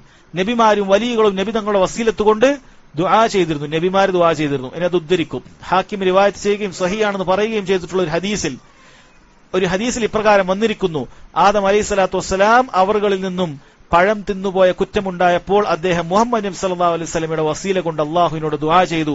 അള്ളാഹു തആല പറഞ്ഞു, തീർച്ചയായും അദ്ദേഹം എല്ലാ സൃഷ്ടികളിൽ വെച്ച് എനിക്ക് ഏറ്റവും കൂടുതൽ പ്രിയങ്കരനാണ്. അദ്ദേഹം വഴിയായി നിങ്ങൾ പൊറുക്കലിനെ തേടിയത് കൊണ്ട് നിങ്ങളുടെ പാപം ഞാൻ മാപ്പ് ചെയ്തിരിക്കുന്നു. ഇതൊക്കെ മൗലൂആയ ഹദീസിൽപ്പെട്ടതാണ്. ഹാക്കിമിന് ഈ വിഷയത്തിൽ വന്ന ഒരു അബദ്ധമാണ് എന്ന് ശേഷമുള്ള പണ്ഡിതന്മാർ പറഞ്ഞിട്ടുണ്ട്. എന്നാൽ ഇദ്ദേഹം മുഹദ്ദിസാണെന്ന് പറയുന്ന ആളുടെ സ്വഭാവമാണ് ഇത് സഹോദരങ്ങളെ. ഒരു മുഹദ്ദിസാണെങ്കിൽ ഒരിക്കലും ഇത്തരത്തിൽ അബദ്ധമുള്ള ദുർബലതയുള്ള ഖുർആനിന്റെ നസ്സിനോടെതിരാകുന്ന അനേകം സ്വഹീഹ ഹദീസുകളോട് എതിരാകുന്ന ഒരു നബിമാർക്കും സാലിഹ്യങ്ങളായ ഒരാൾക്കും പരിചയമില്ലാത്ത ഇത്തരം കാര്യങ്ങൾ, സൂഫികൾ കൊണ്ടു നടക്കുന്ന കാര്യങ്ങൾ ഇവർ ഇതെടുത്ത് ആളുകൾക്ക് പ്രയോഗിക്കുകയാണ്. അതുകൊണ്ട് ഇവരുടെ ഈ ഹജ്ജിന്റെ മഹത്വങ്ങളും മറ്റു പോരിശകളും സദക്കയുടെ മഹത്വങ്ങളൊക്കെ വായിച്ചാൽ ഒരു സൂഫിയായി തുടരുക എന്നല്ലാതെ തൗഹീദിലേക്ക് വരികയില്ല. 40 അല്ല 50 അല്ല എത്ര വർഷങ്ങൾ ഇവരുടെ കൂടെ കഴിഞ്ഞാലും അത് വരികയില്ല. ഇനി ദിക്റിന്റെ മഹത്വങ്ങളിൽ നോക്കിക്കോളൂ. അതുകൊണ്ട് ഹദീസിൽ പറയപ്പെട്ടിരിക്കുന്നത് കാര്യങ്ങളിലൊന്നും ഒരു സംശയത്തിനും അവകാശമില്ല. അക്കൂട്ടത്തിൽ നബി സല്ലല്ലാഹു അലൈഹി വസല്ലമയെ കൊണ്ട് വസീലത്ത് തേടിയതും അർശിൽ ലാ ഇലാഹ ഇല്ലല്ലാഹ് മുഹമ്മദ് റസൂലുള്ളാഹ് എന്ന് എഴുതപ്പെട്ടിരുന്നതും ഉൾപ്പെടുന്നതാണ്. അദ്ദേഹം എന്താ പറയുന്നത്? ഹദീസുകളിൽ പറയപ്പെട്ടതിന് യാതൊരു സംശയം, ഇത് വെറുതെ ഉദ്ധരിച്ചു പോയതല്ല. ഒരു സംശയമില്ല എന്ന് പറഞ്ഞിട്ട്, ഒരു ദുർബലയില്ല എന്ന് പറഞ്ഞിട്ട് ഇയാൾ എഴുതി കൊടുക്കുകയാണ്. മൗലൂ ആയതും വളരെ ദുർബലമായുമായ ഹദീസുകൾ എടുത്തു കൊടുക്കുന്നുണ്ട്. ഇങ്ങനെ ധാരാളം ഇടതേട്ടത്തിന്റെ ഇനി കുറെ കഥകളായിരിക്കും. ഒരു മഹാൻ പറഞ്ഞിരിക്കുന്നു എന്ന് പറഞ്ഞിട്ട് കഥകൾ ഉണ്ടാകും. ഒരു മഹാൻ ഒരു വുളു കൊണ്ട് 40 ദിവസം ഇശാക്ക് വുളു എടുത്താൽ സുബൈക്ക് അയാൾ മറ്റൊരു വുളു എടുക്കുമായിരുന്നില്ല. എന്താ അർത്ഥം? ഇശാ മുതൽ സുബൈ വരെ ഉറങ്ങിയിട്ടില്ല എന്നാണ്. നബി സല്ലല്ലാഹു അലൈഹി വസല്ലം അദ്ദേഹത്തിന്റെ ജീവിതത്തിൽ അങ്ങനെ നമുക്ക് പലതും പഠിപ്പിച്ചു തന്നിട്ടുണ്ടെങ്കിൽ റമദാനിലെ അവസാനത്തിലെ 10 ഇഅ്തികാഫിൽ മാത്രമാണ് എഴുന്നേൽക്കുകയും കുടുംബത്തിനെ എഴുന്നേൽപ്പിക്കുകയും ചെയ്തത്. അതല്ലാതെ വന്ന കാര്യം നമുക്കറിയാം. 3 ആളുകൾ വന്നിട്ട് നബി സല്ലല്ലാഹു അലൈഹി വസല്ലം അമലുകൾ കുറഞ്ഞുപോയി എന്ന് കണ്ടപ്പോൾ അവരിൽ ഒരാൾ പറഞ്ഞു, ഞാൻ ഇനി രാത്രി ഉറങ്ങുകയേയില്ല, പൂർണ്ണമായി നിസ്കരിക്കുമെന്ന് പറഞ്ഞപ്പോൾ നബി സല്ലല്ലാഹു അലൈഹി വസല്ലം പറഞ്ഞ കാര്യമാണ്, മൻ റഗിബ അൻ സുന്നതി ഫലൈസ മിന്നി. എന്റെ സുന്നത്തിൽ ആർക്കാണ് വിമുഖത തോന്നിയത് അവൻ എന്നിൽപ്പെട്ടതല്ല. കാരണം ഞാൻ ഉറങ്ങുകയും നിസ്കരിക്കുകയും ചെയ്യുമായിരുന്നു. രാത്രി ഉറങ്ങണം, നിസ്കരിക്കുകയും വേണം.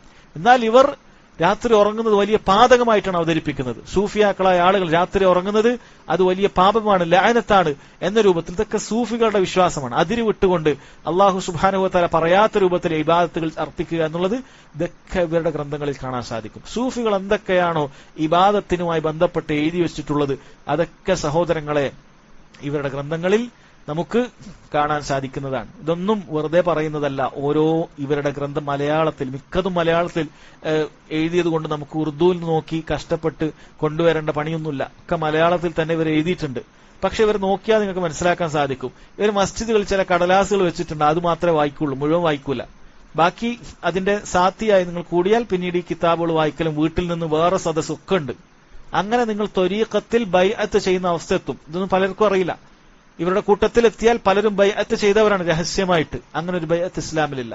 ഇസ്ലാമിലുള്ള ബൈഅത്ത് മുസ്ലിം ഭരണാധികാരികൾക്ക് നൽകുന്ന ബൈഅത്ത് മാത്രമാണ്. അതല്ലാതെ സംഘടനാ നേതാവിനോ നാട്ടിലെ ജമാഅത്തിനോ അങ്ങനെയുള്ള ബൈഅത്തില്ല. അമീറുകൾ പലപ്പോഴും ഉണ്ടാകും, യാത്രക്ക് അമീർ ഉണ്ടാകും, അങ്ങനെയുള്ള അമീറുകൾ നിശ്ചയിക്കപ്പെട്ടിട്ടുണ്ട്. പക്ഷെ അതിന് ബൈഅത്തുകളില്ല. ആ ബൈഅത്തുകൾ അവർ സഹോദരങ്ങളെ അവർക്കുണ്ട് എന്നുള്ള കാര്യം മനസ്സിലാക്കുക. അവരുടെ ഷെയ്ഖ് തന്നെ 4ഓളം ഇത്തരത്തിലുള്ള ത്വരീഖത്തുകളുടെ ഷെയ്ഖാണ്.